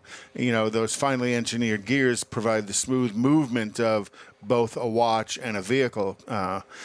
Similarity number two is both require adequate lubrication to prevent friction and wear. The investment of a Rolex watch, you still have to bring that watch in every now and then and let the watch guy maintain it. Same thing with your automatic transmission. You need to bring that in somewhere and let somebody maintain it. You want to get all the old funky fluid out and fill it with fresh new fortified fluid, because the first part of transmission failure tends to be fluid failure. And a lot of people forget that fluid requires maintenance as much as And those are the engine same oil. people that get the oil changed on a regular basis, because the little light goes on the dashboard, but there's not a little light for the transmission oil change. Correct. Well, some cars actually do have a transmission percentage thing in their driver information center, and it'll count down the percentage of when you need to get, and when it's below 10%. And does a light go on the dash or something? No, actually, nothing comes on the dash. It just counts down in the percentage. It just of the locks light, up. yeah. Well, that's a bit of the problem. One of the big differences between that Rolex, the complexity of a Rolex watch and the complexity of an automatic transmission is automatic transmissions have to deal with a lot of heat. There's no real heat in your watch unless you drop it in a batch of cookies and bake it. But there's a significant amount of heat in your automatic transmission. You could easily see 230 degrees or more in an automatic transmission. If you think about, it's got a cooler on it, and those cooler is cooled by the radiator. Well, today's thermostats are 205 degrees. So you're sending whatever up there to 205 degree water to bring back, cool it off. So seeing transmissions in the 220, 230 range is not unusual. So again, that heat stresses the fluid, and that's why as the fluid degrades, anybody who believes they have transmission fluid for life, you're balancing on the edge of a razor, because everything works perfect. It's going to last a long time, but at some point that fluid's going to fail, and shortly after that, the transmission fails. So get your transmission maintenance on a regular interval. Couple stories making news headlines this week. Large number of global auto industry executives expect to see more most new vehicle sales moving to online transactions by 2030, with a steep rise in factory direct selling. Let me repeat that. A steep rise in factory direct selling. Not in Texas. According to an industry survey by KPMG International. A majority of executives told KPMG that they envision at least 40% of vehicles will be sold directly to consumers by automakers as opposed to retailing through franchised dealerships. Almost half of the executives, 46%, think 60% or more of all new vehicle sales worldwide will be by automakers directly to consumers in their home markets by 2030. Be interesting to see how they do that. 2030. In Texas. It's not far away. No. Because in Texas, I believe the law is that the manufacturer can't sell direct. That's the deal with Tesla's fighting. Correct. And that's why Tesla sells in a different functional sales business here model. I'm going to find that out. Yeah. I'm going to find that out with my friend that just ask him how that went down. I will. All right, that's it for this hour of the In Wheel Time Car Show. Hour number 3 Yeehaw. starts right You had after to think this. about that, didn't you? It's a very special Christmas Tailpipes and Tacos Car Cruise In, Saturday, December 18th at the Loopy Tortilla Tex-Mex in Katy. Bring a toy for Star of Hope and have breakfast on us. Tailpipes and Tacos will award trophies for Best Hot Rod, Best Classic, and Best Modern Classic. It's the Great Christmas Cruise In on Saturday, December 18th, so make plans now. Tailpipes and Tacos is Houston's coolest cruise in, and this one brings it all together for Star of Hope in a Toys for Breakfast Christmas special. Bring a toy and get a free Loopy Tortilla breakfast, plus trophies for Best Hot Rod, Best Classic, and Best Modern Classic. It all happens at the Loopy Tortilla Tex-Mex in Katy on the Grand Parkway at Kingsland Boulevard, just south of I-10. Get your ride ready for a very special Christmas cruise in Loopy style. It's Tailpipes and Tacos, Saturday, December 18th, 8 to 11 a.m. The In Wheel Time Car Show will be there too. Let's celebrate the Christmas season together at the next Tailpipes and Tacos Toys for a free Loopy breakfast, Saturday, December 18th, 8 to 11 a.m. We'll see you then, weather permitting. If you're in charge of your company's small, medium, or large business anywhere in the U.S., let the On Hold Company help you retain customers and promote your business on your telephone system. Promote special sales or company info when placed on hold. The On Hold Company provides custom on-hold messages with professional male or female voices, licensed background music with no long-term contract, no monthly recurring bill, and updates your messages as needed. Call the On Hold Company at 713-223-HOLD or go to onhold.net. Is your business or company looking to stand out in a crowded advertising market? Looking to reach the real auto enthusiast? Well, you found it. You're listening or watching In Wheel Time, and so are your fellow enthusiasts. The In Wheel Time Car Show now reaches 500,000, and we can put together a marketing plan that will engage them in your product, business, or service. To get the tires rolling, just shoot us an email to our marketing director, Jeff Zekin. His address is jeff@inwheeltime.com. Celebrating 10 years of award-winning car talk, it's the In Wheel Time Car Show. Mr. Mars continues his series on banned race cars. Today, the Olds Rocket 88. What? J2. With We an have the ignition. upcoming events calendar and today's news headlines, along with some interesting guests. Just ahead on today's In Wheel Time Car Show, howdy along with Mike Out of This World Mars, King Conrad DeLong. We need more. Jeff Zekin. I'm Don Armstrong. So glad that you could join us on this Saturday. Thank you very much. And now we go live to wherever she is. Ladies and gentlemen, from Paint House, it's Jen Borcherding. Hi. Hi, guys. Thanks for having me today. Oh, we love to have you. We love the background that you got going back there. Where are you? Are you at the Paint House? I'm in the office. Yeah. Are you? Yeah. So Jen actually runs Paint House. Yes. Randy Sands. huh? Randy Sands. Randy Sands. Sands. Uh-huh. He just does what she tells him to do. Yeah. Basically, that's what it There you is. go. Smart husband. They got a team out there, and Jen is part of that team, clearly.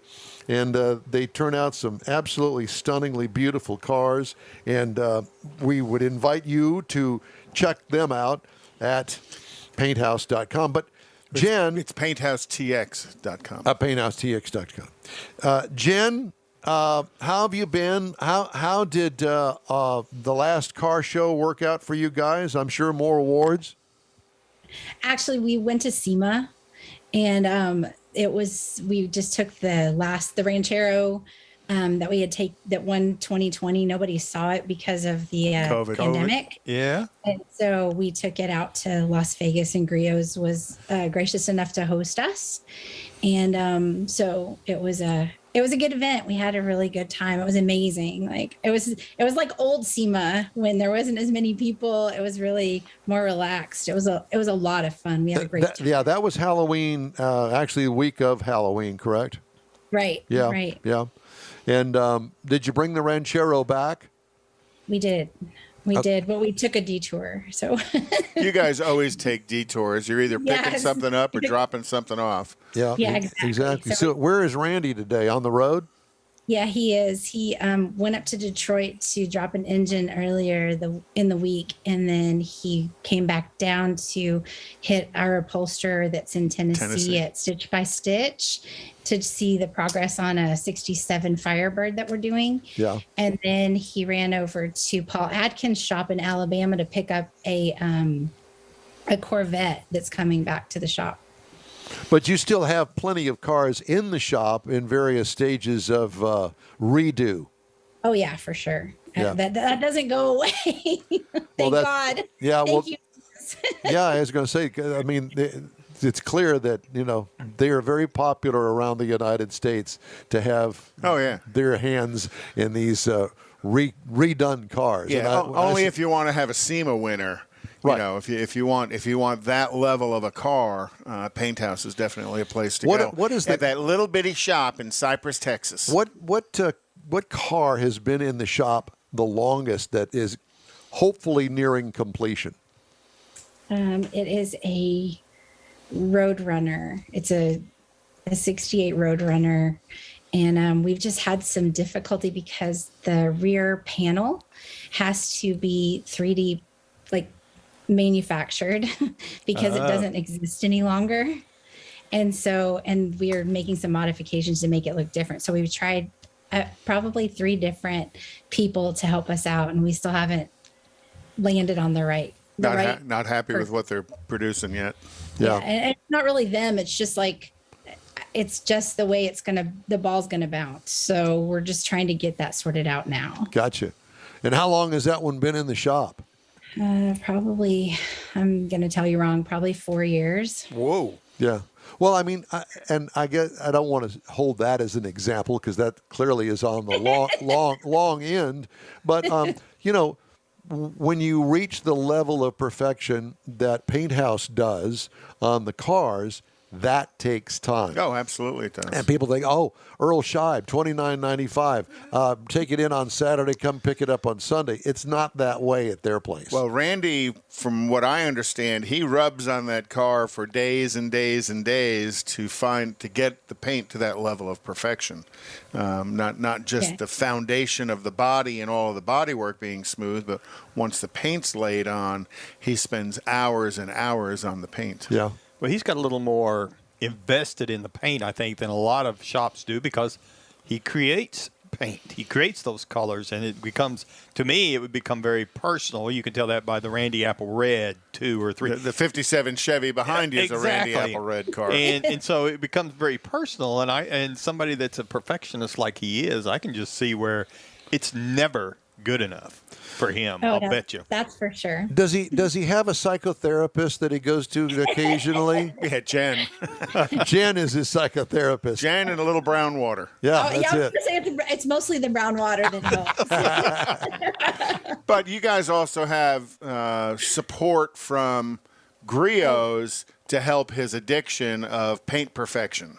Yes, that's true. And we have the best crew that a person could ask for. Like our guys are basically mini Randys in the same way that they have that same, they can't just let it go. It has to be perfect for them as well. So it's like a whole building full of those people. Yeah. So are you guys still living in the in the I don't even know what you call it, the toy hauler? We are not. We made some transition, and we're actually talking with ATC right now about a longer one that's 45 feet instead of 40 feet. And so, yeah, it's a really neat one. So you guys will have to see that one on camera soon, maybe. No, So is no, it- we is want to come out and take a personal tour. That's what we want. Okay, come on. So is this just to carry bigger cars or to add to the living area? It was actually it's to carry bigger cars. These older cars are a I lot knew it, I longer, knew it, and I the refrigerator was in the way a lot. So we would only have like an inch. If you're carrying the Ranchero, it's 17 and a half inches long. Well, it's 18-inch garage, and then you don't have enough space to carry what you need. So You nailed it. I figured the extra length was to carry a Yeah, car. because they were in love with that toy hauler.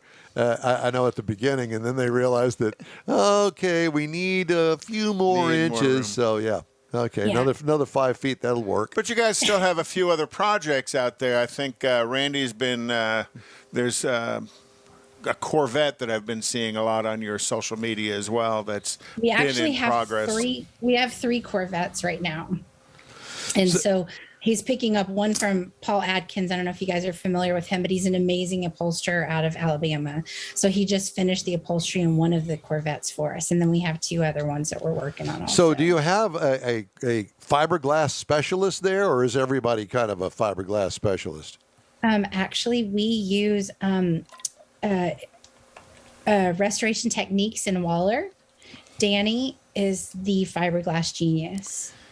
And that way all the itchy stuff stays at his place. It doesn't Exactly. go floating around down at your place. Well, I have to tell you, back in the Richardson Chevrolet days, they actually were the #1 Corvette seller in this area back in the time.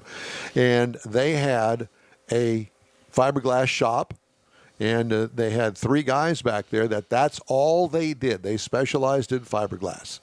And they were busy out the wazoo all the time doing repairs, and it is completely different than working with metal.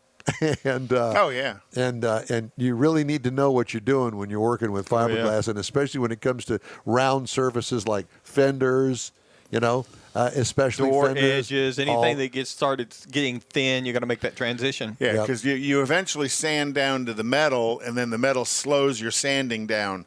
With fiberglass, you just keep on sanding down. Just keep cutting. right through the fiberglass, and I've done that a time or two in some of my attempted repairs. Danny does a lot of like replacing, like if we need a front clip or something replaced, then he'll do that, and the guys bring it back here, and then they'll body work it to sharpen it and whatever, because Randy always likes those sharp edges. Oh yeah. So let's talk for a few minutes about your relationship with Griots. How did that come about, and why?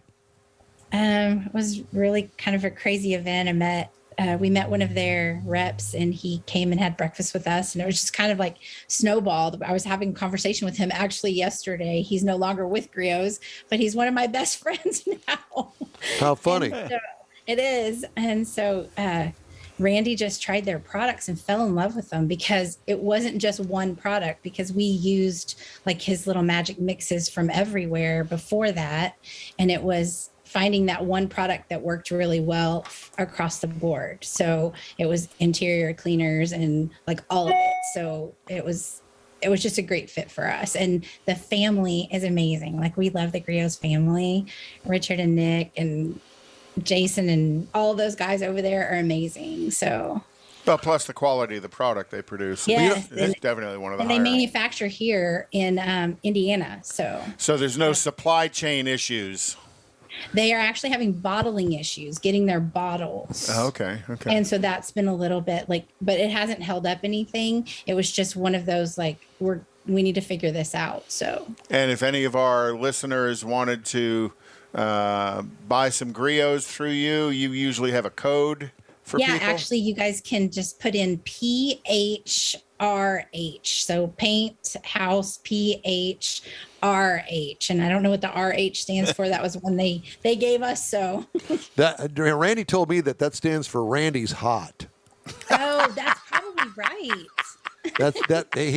He told me that. I asked him before he left to go up to Oh my Detroit. gosh. I said, "So what does that mean, Randy?" He says that means Paint House Randy's Hot.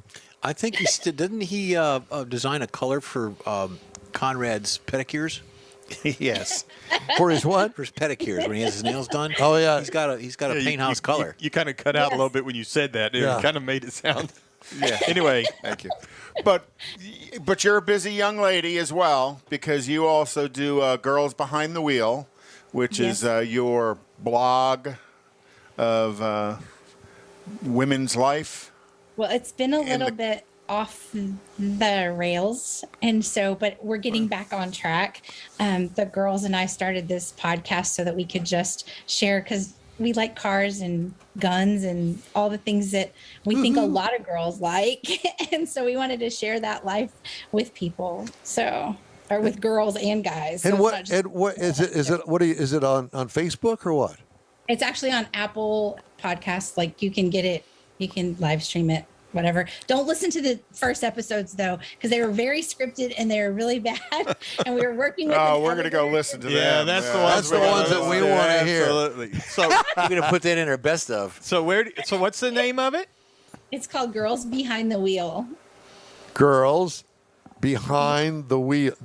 Yeah. It's spelled out behind the wheel. Yes. Yes. Okay. You just added up a minute ago. All right. I'm writing it down because I'll forget. Well, I remember. that's me I remember too. early on that she'd been talking with us about how we were doing what we were doing and equipment and You guys really helped me a lot. Like you gave me some really good information, so it was really beneficial. See, we've But done the something problem good. was is that I don't know how to edit and do the things that you guys do. So I'm learning. I'm learning to outsource. good. That's good. Well, Mars does all of that, and so much to his credit and not mine. I used to edit audio a lot. I still edit audio, but I don't edit video. Not because I don't want to. It's just that I've not gotten into it, nor that I have the time. Well, but if there's other women out there that are watching our show that have an interest, I think that'd be a podcast worth listening to. Absolutely. It's a bunch of car women, and talking about life I'd like to listen to that, and I shall in your red pumps. in my red pumps. With we could With a compare- glass of red wine. So are all the guests women, or do No, you brown would water. You, would you get like Don on there for a Yeah, no, featured? the plan is like we are still in the early stages. So I appreciate the shout out, but we are still in the early stages. But no, it's anybody in our industry. Like I love our car culture. Like you guys were talking this morning about the different, the donks, the lowriders, like everything that's out there, the tuners. Those are our people. Yep. And I don't care what it looks like. I will just tell you an example. In Columbus, we lost a good friend of ours this last year in the industry. I don't know if you guys remember Craig Morrison, but he's Art Morrison's son from, and so he, Morrison chassis. yes, Morrison Chassis. And so he passed away. And at Columbus, all of the builders, everybody who's gathered together in Bobby Alloway's trailer under his tent. And we had a toast to our friend because we all loved him. Oh, cool. So I will say this industry has something special in it that I can't say that other industries have. We are a community that will be there even if we're competitors, and we're going to like try to compete against each other with this car this week. Next week we could be at your shop helping you sand for the next project. So it does we are those people. So that's what I love about our community, and I feel like you guys, I include you in our community. Thank you. So yeah, so that's just it's amazing to just watch what comes out of this place. Well, it's like we said. I mean, it's the enthusiast, the Yes. people that like cars, and we really don't care what kind of car it is. The donks. I mean, there's an appreciation there because they put as much time into that as you do into your hot rod that sits in the driveway. Well, Exactly. and like I said when we were at Autorama, you go back and look at the lowriders. Oh yeah. Oh my gosh, the mural work that they do absolutely. on those The cars artwork, is yes. breathtaking. And then the other thing I think is really cool is the chrome jewelry. The etchings. The etching and the Yeah. engraving in the chrome is really very, very cool. Yeah. People don't realize that they etch that with a diamond, and they just that is an art in itself. They have people have no idea what goes into that, and the paint jobs, The hours they're and hours, amazing. yeah. Yes, like they probably have millions in those cars, some of them, and I'm like, dude, yeah, it's crazy. Yeah, most definitely. Jen, we love talking to you. I love talking to you guys too. So Can I throw out one thing that's coming up? sure, please. As Mike told me to come up with some Christmas gifts Yes. that you guys could maybe share out. And one of the things that we've been like trying to figure out with this Girls Behind the Wheel and Paint House is we're going to do an event. And I don't know if you guys have heard of Rally Ranch. It is it's rally cars, and they do the UTVs and the rally cars, and it's a 140-acre ranch, and it has hiking and biking and picnics and camping and like all this kind of stuff. And so we're going to put an event together. And so I'd like to invite your audience members, if they're interested in coming on a rally weekend race with us to Austin, Texas area, to reach out, because we're assembling a crew of people, because I found that as a Christmas gift for one of my people. So When is the event? we haven't nailed down a date. I'm trying to find out how much interest there actually is for that, but it's our family, the Paint House family, and our personal family, and we'd love to include more car family. So, But if somebody was interested, they could go ahead reach and out. contact them for a Christmas gift Yeah. like you're talking Oh, about. yeah, and if they wanted to get, if they didn't want to go with our family, but they want to do that, there's a guy named Rob there that runs the Rally Ranch, and he's amazing, and it's a really fun. Like, I'm excited about the adventure. I just posted their website up on our Facebook page. Okay, cool. That Yeah. looks pretty cool. Very though, nice. Too. Yeah. Yeah, so you guys come with us. Well, I mean, you got to be careful what you ask for. I'm sitting here I'm wondering, ready. thinking, Let's do this. we could do a Saturday morning show from there. yeah, we could. Yeah. We could. All you gotta do is just nail down a date so we can pencil it in and see if All we right. don't have any conflicts. I mean, there's always that possibility. We should do that. Me and Rob are working on some details. So. I'm going to go pack now. They have. All a- right, let's do this. Jen, we love you. Thank you so much for joining us. Thank you for having me. It was good to see you guys. Good to Thanks, see you man. too. Merry Christmas, Merry Happy Christmas New to Year, you. and y'all take Merry care. And we'll Christmas to talk to Randy you as well. Yeah, we'll talk to you at the first of the year. Awesome. Thanks, guys. Thank you, Jen Borcherding with Paint House. Always fun to have on Always. the show. Yeah, that would be so much fun to go up there. I know. I don't have a rally anything. Well, they have a collection. I of, rally to get out of bed in the morning. looking at their website, they have a collection of Subarus and pickup trucks and UTVs, Okay. Well, that would work. not UTIs. The side by sides. Oh, the UTIs. I am not quite familiar with. I know the terminology, however. Why are you turning red? Are We are ain't going fami- there. Okay, let's not go there. Time now for the events calendar. Although No, we already Conrad, did events. You said you wanted to do racing. We did racing. There's nothing going on in Formula Yeah, One. you weren't okay, here. here. Oh, okay. I was in. Hey, wait just a minute. Let me take care of that. Yep. There, it's gone.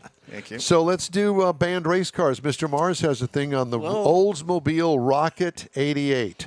I actually got this from Conrad. Came up with this idea because I was not aware of it, and it we've talked about I think a couple of times. I know I did a couple of stories in my freelance world about the Rocket 88 and the 98, and what it was. That was Oldsmobile's first foray into performance vehicles, and they had 2 or 3 different versions of it. And this particular version was the J2 package for the Super 88. Now we're talking about engine packages. Right. Yes. The Oldsmobile, the Rocket 88 was released in the early 50s, and it was the first overhead valve V8 in the industry. You know, Ford did the flathead V8, Right. so the Rocket 88 was the first overhead, and then they had advancements in it. And the To me, that's a good-looking car. It and the is. Very J2 nice. is one of them. It really is, and there was there's And it's been- called a J2? Well, the J2 The was the engine. performance model of it, the engine of it. It Well, was what's- Super 88? That's a Super 88. That's a Super 88. Right. Okay. And was there another 88 other than the Super Yeah, Chuck 88? Berry singing an 88, Rocket 88. Yeah, there was a regular 88. Chuck There Berry was sang that. there was the 98 Regency. There was a 88 Fiesta. Yeah, it was kind of like today where they have the basically the same car in a full range. What of was what was the features. deal with 88 and 98? Why those numbers? Good question. I never got an answer on that. You know, Well, we're going to talk about the 88, though. Okay, well, go ahead and talk The about it. 88 Sorry. That Oldsmobile actually built the 88 from 1949 to 1999, basically, whenever they pretty well started going out of business. But the J2 package that came out here, we're talking about a 371 cubic inch engine, and it had several different power trains or configurations depending on carburetions and transmissions and things. So the one that really got it going was a 3-deuce setup, a 3x2 configuration. It was very similar to the Pontiac 3-deuces that were set up there. The center carburetor was the one you normally drove around on, but then if you really decided to hammer it or you wanted the extra juice, the power, you would step off into it, and then that's whenever the whole 3-deuce progressively it would open the kick 'em on outside in. four. Chrysler did something similar with the Dodge on the 340 TA and two or three others. Yeah, but Oldsmobile did it back in the 50s. The Oldsmobile rest of them did it didn't back in wait the until the 50s. 60s. Yeah, so while they had this 3-deuce setup here on this 371 cubic inch, you had two different transmission combinations you could get. One of them was a 3-speed manual, but you could also get a 4-speed Hydromatic. Slush box is what we called it. Well, true, but that's not in the movie Grease. That's not what they called it. So anyway, so it was the styling of it, and then you put in the performance of it, and it kind of really pushed it off into a leader in that style and in that performance class. Well, and back in these days, Hudson and Oldsmobile somewhat dominated NASCAR. Very much dominated NASCAR. Yep, Hudson, back when Hornet, it all was truly kinds of- stock cars. Yes. You went to a dealership and bought a car and went NASCAR racing with it. Basically, that's exactly what you did. They did a few things. So the J2 package with this overhead valve V8, rocket V8 engine in it, had 300 horsepower, and with the 4-speed Hydromatic transmission. Now, they only built 2,500 of these in the 1957-58 option. That was with an 8.51 compression ratio. They had a few suspension mods and stuff on it because, again, it was a performance deal.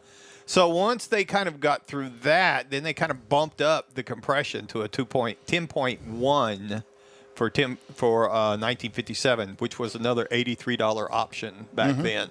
Big money, big money. So it started winning a lot of races, winning 10 out of 19 in 1950 that it did. But the real kicker was in 1956, Lee Petty put a record-breaking run of 144.928 mile per hour on the sands at Daytona. Wow. On the sand, doing On the 150 sand. miles an hour. On the sand, yep. Then 3 years later, he came out to win the first Daytona 500 and won the Carrera Panamericana endurance race. Which is kind of something Tomlin still does. Yes. Going down into Mexico and Yep. road racing the streets of Mexico. So all these other transitions, Dodge and Chevy and all these other people were, they were putting out their Hemis. And, it was a big deal back in the 50s and 60s with NASCAR. If you could run and win at NASCAR, like this image here, it's a great-looking engine to me with the 3-deuces sitting up there on top of it, the way it's set up. It was really cool. But NASCAR said, and then so NASCAR, again, it did a lot of winning, like a lot of NASCAR and a lot of racing bodies have done. You get a car that's just exceptionally out there in front of everybody else to keep it balance of competitive. power. Yeah, the balance of power, keep things competitive. They made some changes. Well, in this case, they banned the 3-deuces. The multi-carburation setup was banned. Blowers were banned. Superchargers were outlawed. And the whole idea was to create some parity in the racing to keep it more exciting and No more damn interesting. fun. Exactly. And that led to, again, Hemi was left, NASCAR, Chrysler left, Ford left, everybody left. But anyway, so this is another one of them that got banned, not because it was unsafe, not because of issues with it, but just because it was dominated. too good. Right. By the way, you look really funny sitting down so low. I'm low riding over here. Because Conrad's like, head and shoulders above him. And I'm donking. Well, I need a phone book or something for my chair. There you go. How's this? It's the hands below the table that worry me. Yes, Suze, I know that you're here, baby. You're just going to have to be. I know. Just feed me, Daddy. No, it's not that. She just wants Pay some attention to attention, me. and yeah. So we have to take care of the dog. She's here, by the way. You can't see her, but she's here. So a couple of things we did while we were talking to Jen is I posted Paint House's website. I also put up Griot's website and their code for Griot's, so you can go on and get some of your Christmas shopping. You know who else uses Griot's, and that's John Gray over at Gulf Coast Auto Shield. Yes, he does. And he swears by it. Oh, well, you got to look at the people who are using those are premier level folks dealing with when I paint think and of paint Griot's, correction. all I think of are the classic antique cars In their collection. Yeah, and that are the highest level, and that's Griot's, because they usually sponsor those high-end magazines that show those cars. And when I think of Griot's, I always think of And high class. It's very attainable products that super high quality. That's why both John and Randy use them. All right. Well, let's take a little break, and then we'll start the next segment of the show. Is that okay with you guys? Catch us up. I think we should just take a break and then go on. I'm going to come over Let's there. take a break. And while we're in the break, I'm going to come over there and kill you. Just saying. The In Wheel Time Car Show streams on Facebook, YouTube, Twitch, and InWheelTime.com. Podcasts are available from your favorite podcast provider. In Wheel Time Car Show continues right after this quick break. It's a very special Christmas Tailpipes and Tacos Car Cruise In, Saturday, December 18th at the Loopy Tortilla Tex-Mex in Katy. Bring a toy for Star of Hope and have breakfast on us. Tailpipes and Tacos will award trophies for Best Hot Rod, Best Classic, and Best Modern Classic. It's the Great Christmas Cruise In on Saturday, December 18th, so make plans now. Tailpipes and Tacos is Houston's coolest cruise in, and this one brings it all together for Star of Hope in a Toys for Breakfast Christmas special. Bring a toy and get a free Loopy Tortilla breakfast, plus trophies for Best Hot Rod, Best Classic, and Best Modern Classic. It all happens at the Loopy Tortilla Tex-Mex in Katy on the Grand Parkway at Kingsland Boulevard, just south of I-10. Get your ride ready for a very special Christmas cruise in Loopy style. It's Tailpipes and Tacos, Saturday, December 18th, 8 to 11 a.m. The In Wheel Time Car Show will be there too. Let's celebrate the Christmas season together at the next Tailpipes and Tacos Toys for a free Loopy breakfast, Saturday, December 18th, 8 to 11 a.m. We'll see you then, weather permitting. If you're in charge of your company's small, medium, or large business anywhere in the U.S., let the On Hold Company help you retain customers and promote your business on your telephone system. Promote special sales or company info when placed on hold. The On Hold Company provides custom on-hold messages with professional male or female voices, licensed background music with no long-term contract, no monthly recurring bill, and updates your messages as needed. Call the On Hold Company at 713-223-HOLD or go to onhold.net. Is your business or company looking to stand out in a crowded advertising market? Looking to reach the real auto enthusiast? Well, you found it.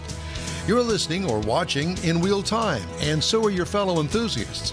The In Wheel Time Car Show now reaches 500,000, and we can put together a marketing plan that will engage them in your product, business, or service. To get the tires rolling, just shoot us an email to our marketing director, Jeff Zekin. His address is jeff@inwheeltime.com.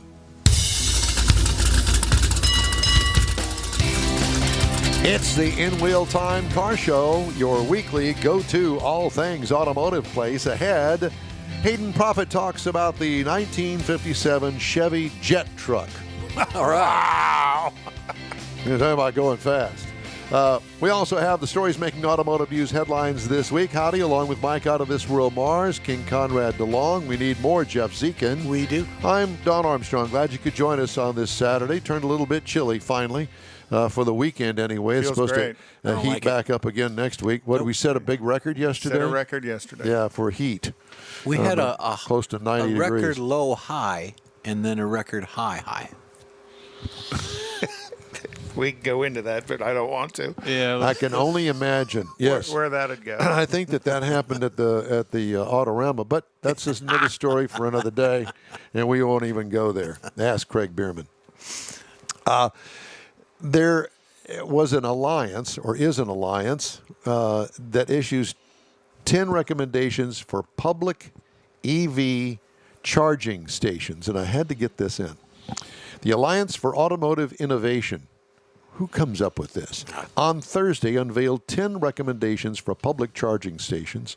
Don't ask me to go into all of them, as the U.S. begins to plan for a nationwide infrastructure for electric vehicles. Well, that's just great, but it's a little So bit- all of us have to pay for you to own an EV. Yeah, that ain't happening. Well, not only that, but isn't it a little late because they're already making electric cars? Yeah, but they're trying to get them out of the city so that you can drive longer distances. So DC fast chargers that are capable of charging at a rate of 350 kilowatts, the fastest charging speed available for light-duty vehicles today, that the Alliance says will help future-proof for new vehicle and charging technologies. Okay? Chargers that do not limit the use to a single automaker or proprietary technology such as Tesla's supercharger network. It's specific to Tesla. to Tesla. Come on, man! You got to get with the plan here. Elon's making money. Come on, man. Chargers that accept credit cards as well as other payment methods, like this stupid EV thing that I've got down here at the Whole Foods. You can't use a charge card. No, you have to use their EV card. right. What is that? Well, really? what they're betting on is enough people will lose that card that they don't have to provide the electricity, but they get to keep the money. Here's something. I was at the First Colony Mall this past week, and the outdoor area where they have the shops outside of the actual mall, they have, of course, they've got the handicap parking spots, and then the they EV have charging two spots. EV charger spots, and it's a 2-hour limit. There were no EVs. There were big Escalades in there, little foreign hot rod was in there, just taking up the parking space. They weren't electric at all. So they're allowing them to do 2 that. hours, it only put about 30 miles in the Well, car. whatever the case. At least but, enough to get you home. but they're designated for that, and they're not using. So, a minimum reliability standard to prevent non-operational chargers for extended periods of time. Charging stations open 24/7. Why wouldn't it be open 24/7? Stations with multiple port sites and that support a variety of vehicle designs and charging situations, and network and communication requirements that allow drivers to know whether a station is operational and if their vehicle can be charged at the site. So if those they are, have their vehicle-specific plug. yeah. So there you go. Till they start making adapters to try and make it standardized Yeah, some way or that another. sounds like a And then they'll thermal break- event exactly, waiting to they'll- happen. Yeah, exactly. So joining us now is a fellow by the name of Hayden Prophet. And Hayden Prophet, the second driver. And Hayden, it's good to see you. Thanks for joining us today. Thanks for having me on. Well, it's our pleasure. So the grandson of legendary Hall of Fame drag racer Hayden Prophet, who was a 4-time national champion in NHRA and 2-time national champion in AHRA. Also his uncle, Brad, son of Hayden, piloted the USA Rocket 1 dragster. So we're talking to you today about the 57 jet truck. Please catch us up and tell us all about it. Yeah, so it's a 1957 Chevrolet pickup truck. It's actually a fiberglass mold body, and then it's a complete tube chassis truck. It's fiberglass cab, doors. The fenders are just like an original 57. They're fiberglass, but they're stretched because we're using tandem axles. We got two Westinghouse J34-48 jet engines in it, which came out of the Navy T2 Buckeye. They were non-afterburning in the airplane, so designed our own afterburners, and it's pretty fast. Designed say your the own least. designed your own afterburners. So do you have aviation experience? So I served 9 years active duty in the Air Force, straight out of high school, and was a crew chief on C, D, and E model F-15s, the fighters. Oh wow! And then my last station, I worked the B-2 stealth bomber. So, and So what ye- was your so yes? so what was your specialty as you fulfilled your duty? So I was a crew chief. So we were What does that you know, they- entail? pretty much everything when it comes to a fighter. We were considered all systems. We did have, there was certain back shops for certain things. You still had hydraulics back shops. You still had avionics and weapons, which, maintain different parts of the aircraft. But Right. As far as like anything like hydraulic components, starting components, wheels, tires, gearboxes, actuators for all your flight control systems. So I maintained it. You managed the physical plane and the powertrain in it, and then everybody had their accessories that basically went on it. But you were responsible for the plane itself. It's that way. Wow. Right. I actually had, Thank you. Was actually name on the aircraft, was considered the dedicated crew chief of a certain airplane. So I actually had my own plane that was my baby that I took care of. So you're familiar with the way a jet engine works and all of the components within it? Yes, sir. Pretty much. I mean, the engines that we have on the truck are, quite a bit older than what I'm used to in the fighter world, but they're still the same concept. It's just like, a 4-cylinder or a V6 versus V8. It's all the same concept. Right. Essentially suck, squeeze, bang, blow. So it just happens. We need at a T-shirt like that. It just happens at a much higher speed and a lot faster. Got to write that down. And do you maintain your truck, or do you have a crew that maintains the truck with you? No, I maintain it, transport it, clean it, drive it, you name it. I do it. Well, so tell us then a little bit more about how can people go out and see the truck in action? Where do you generally bring the truck to show it off? Essentially, we're all over the country. So here in about end of January, early February, we will release the first part of our schedule. So I actually just came back. I flew back from Vegas. I'm in Texas now, Central Texas, up here at Lake Buchanan. I flew in. I left Vegas yesterday at 6 in the morning. Got home. I was there to get our air show work for the truck. So essentially, I do drag race stuff and air shows, military bases, civilian air shows. Primarily, the air shows is the bulk of our work. I usually do like 5 or 6 drag races a year. But primarily, the air show circuit. So a lot of the military installation bases when they have their open house air shows, and then also civilian air shows that get put on. So you're kind of a support to if they're bringing in Blue Angels or Thunderbirds or whatever that the lead pack is. You're one of those support teams that come in to keep the people occupied watching other stuff as well. Yes, sir. Pretty much. We're just, in addition to who all they bring in to put on the air show. So with that, only a few around. Do you find the air shows to be more to your liking because you have a longer runway versus a quarter-mile drag strip? No, there's I like them both, each in their own way. Drag racing, doing a drag strip, unfortunately, drag race with this size of a truck, I don't get to race anyone. So I'm just, racing myself and the light essentially.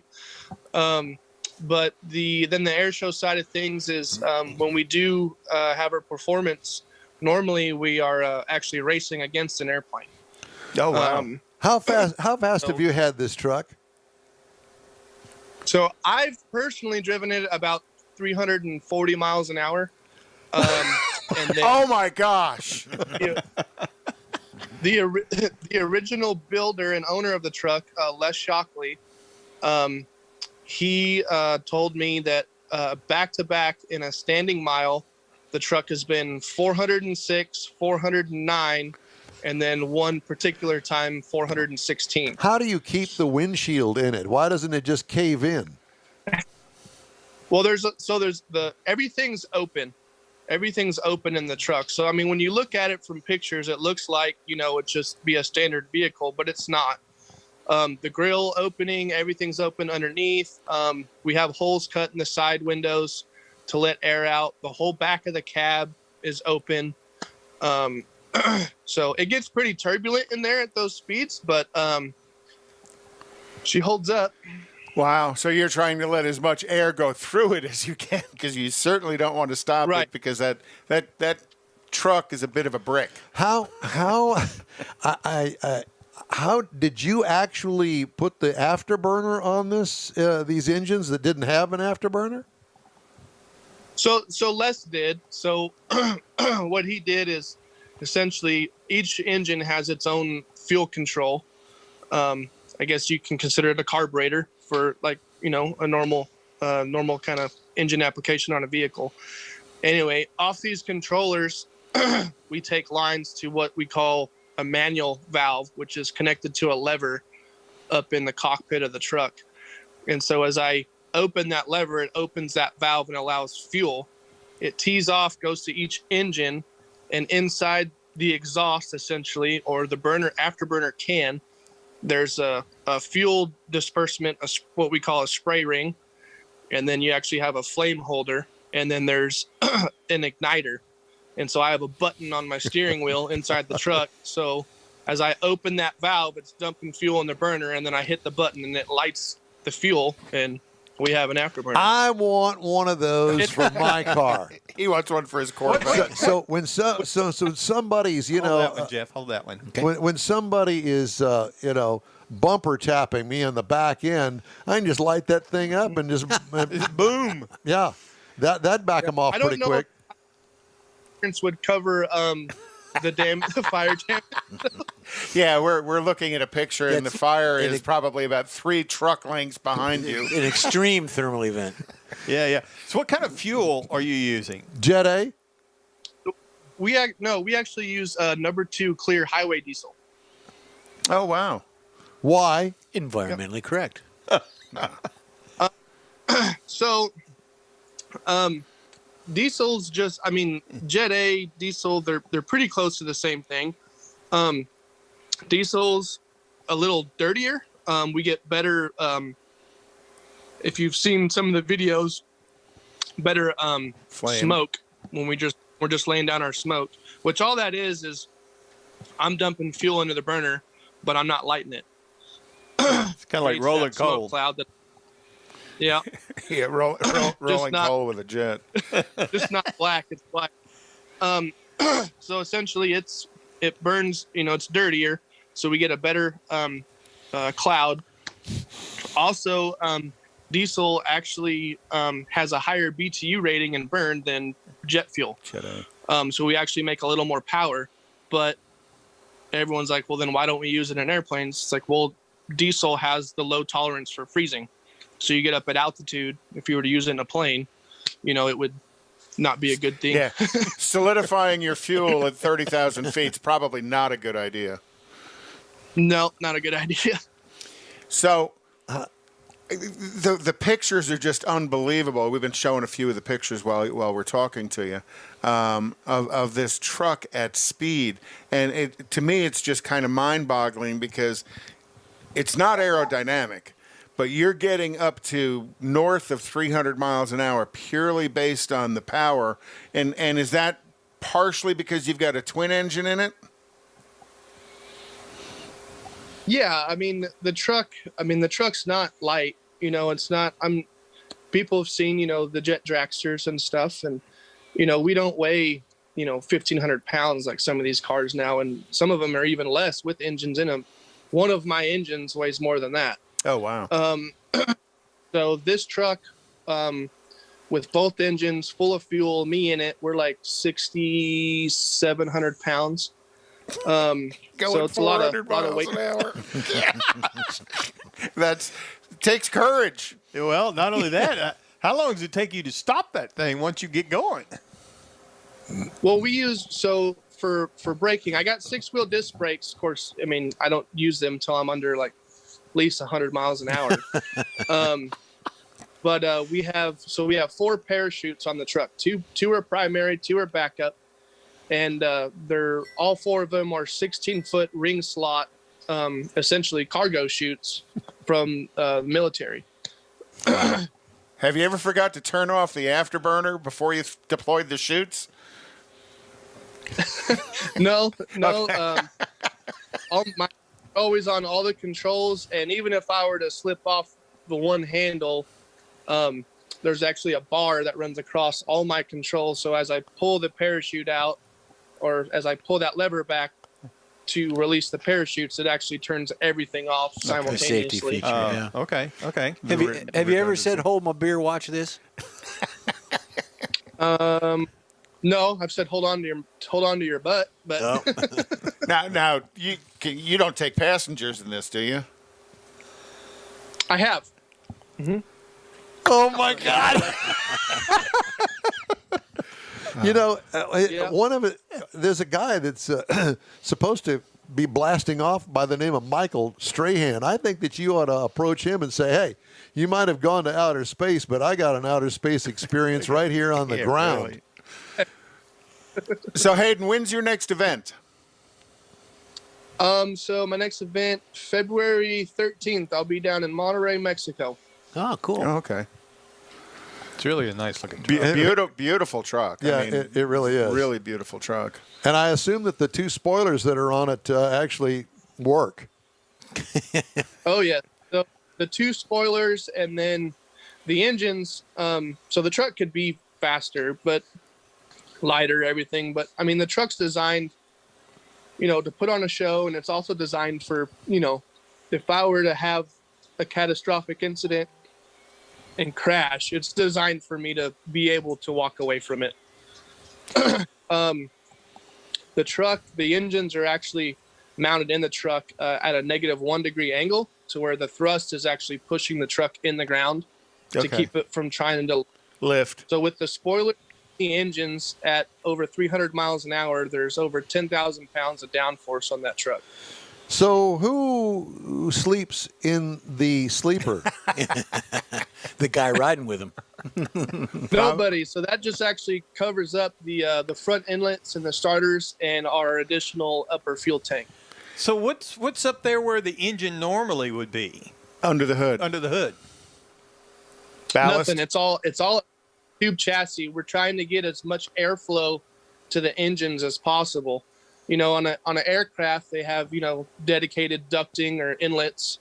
You would say, to help feed the engines the air. Right. Well, with us, I mean, the engine sitting behind me, you got seats, you got the roll cage, you got all this additional equipment, and essentially you're not, you don't have a way to really force the air, essentially to the inlets. So the actual floor pan in the truck is kind of shaped like an inlet to try to direct airflow the best we can, but everything is kept open up front. So where you see the grill, all of that is completely open to get as much air to the engines as we can. So your version of Ram Air is right there, the whole front end. Pretty much, yes, sir. And you as a driver are in that airstream. Yes. So not only are you now doing over 300 miles an hour, you could also, if you weren't strapped in, be sucked into the engine. Yeah, what was it? It was suck, squeeze, and what? Blow. Spit and blow. Spit. Blow and spit. I don't think that's right. Well, that's just insane. That is just it is so cool to look at the pictures. When is your next event here in the States? Shoot. I would have to look at my schedule. I'm not sure right off the top of my head. Okay, let me ask you this: We'll follow. Do you have a page that you can go to that shows your schedule? Yeah. So when it gets published, it'll be smokingthunder.com. We have both our pickup truck and our single engine dragster on there. SmokingThunder.com. That was your nickname in high school. That Wasn't was. That's exactly right. Oh, Lord have mercy. Well, Hayden, I can't tell you how much fun this has been. It's truly a pleasure to talk to you. Very and cool truck. And he's yeah. based here in Texas. And Day, Texas. I where think. do you live? I live out here in on Lake Buchanan in Central Texas. Okay. Well, darn. I mean, you're just a hop, skip, and a jump. Hey, anytime you want to come down here and work on one of our freeways with us, come on. We got some work for you to do with that jet on the freeway. Yeah, How we need cool. to clear a spot out. Yeah, pick a spot, mark a spot. Hey, get the troopers or highway patrol out there, shut it down, get some videos. I'll come down. I know you will. I know you And will. what was the name of the website again? It's smokingthunder.com. Okay. So it's still under development then. The calendar for this next season, yes. Okay. Well, cool. But the website, it's up. Yeah, the website should be up. All right. Okay, so we will spell find it for me because we're having trouble finding it. So Smoke. it's smoke, SMOKE, Okay. and The word and. The word and. Thunder. thunder, THUNDR. Well, I'm looking over. .com. I'm looking I'd be over. smoking thunder. Jetshows.com. Oh, that might be it. Okay. Hayden, thanks. It's been a pleasure. Yeah, it's really cool. Let's stay We in want to touch. be you. Yeah, and next time you come through Houston, look us up. We'll have a light Yes, sir. for you. Will do. Thank Thank you. Thanks. Good luck. Just a reminder, we'd love to hear from you. Just shoot us an email. The address here is info@inwheeltime.com. A family legacy going fast. 340 miles an hour. In a 56 Chevrolet truck. 57. That weighs 57, 3,800 excuse me, pounds. Excuse me. Wow. Okay. Wholesale used vehicle prices set new records once again in November as consumer demand remained high amid continued inventory shortages. Cox Automotive's Manheim Used Vehicle Value Index, which tracks vehicles sold at Manheim's U.S. auctions, rose 44% in November compared with the same month in 2020. The November index increased 3.9% from October. According to data released Tuesday, those numbers were adjusted for mix, mileage, and seasonality. Black Book on Monday reported a new record and similar surge in its own used vehicle index for November.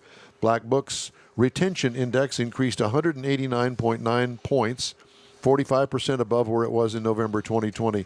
The index rose 5.4% from October. Did you see the used cars I'd posted on our Facebook page? A 3,500 Mercedes-Benz Sprinter went for $147,000 used. It was $143,000 new.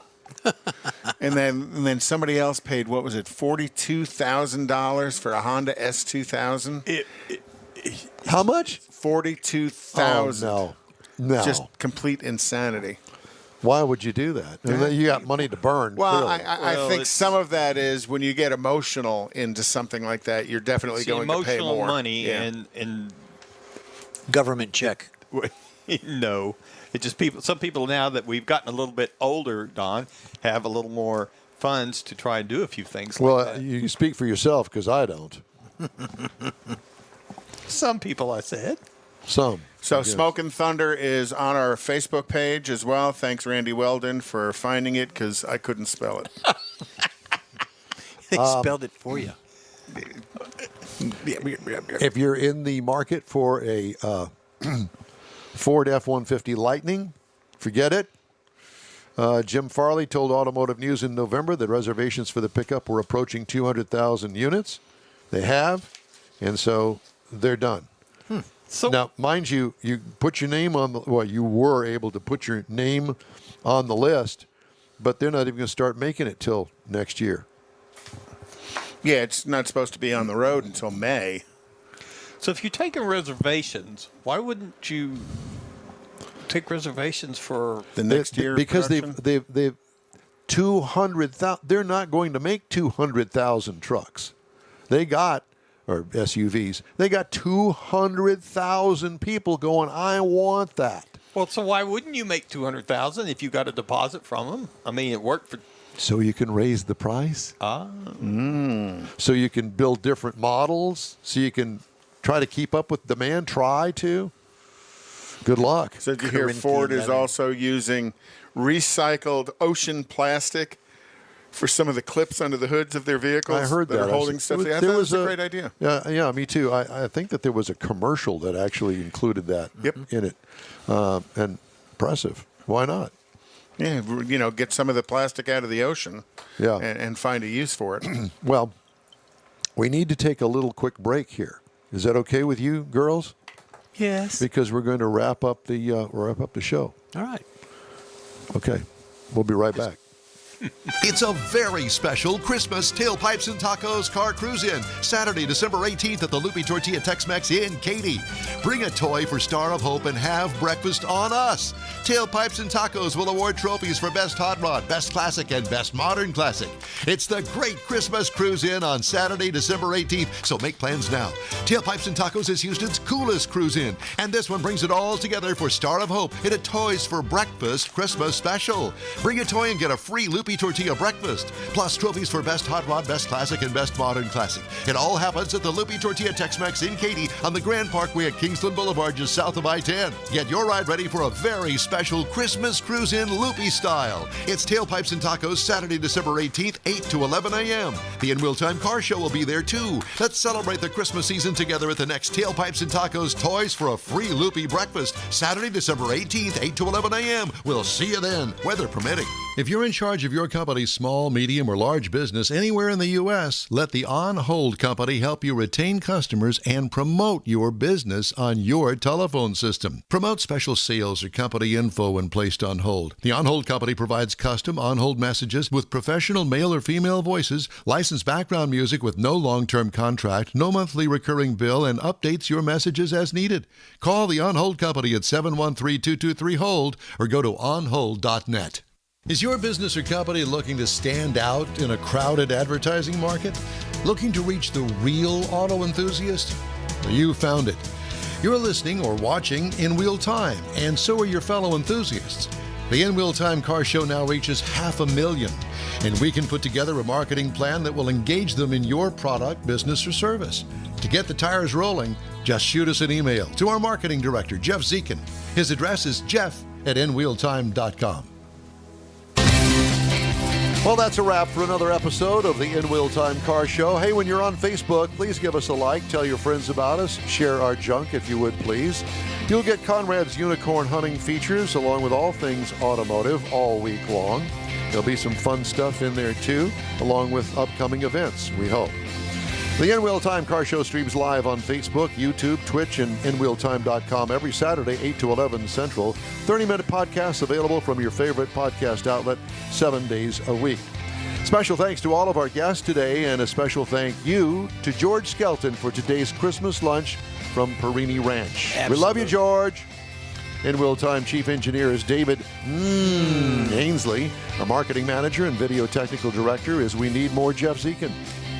For booking agent and podcast programmer Mike Out of This World Mars and his royalty, King Conrad DeLong, I'm Don Armstrong. Today's show is produced by Mrs. Friedman and Mr. Katzenberg from the Beverly Hills Neighborhood Association. Oh. Be sure to join us again next week for another fun time in Car Talk, when we'll be coming to you live from the Christmas Tailpipes and Tacos Judged Car Show and Toy Drive at the Lupi Tortilla Tex-Mex in Katy, right here on the In Wheel Time Car Talk Show. Have a great weekend. Stay safe. And we look forward to joining you live next Saturday, 8 to 11 Central. We'll see you then.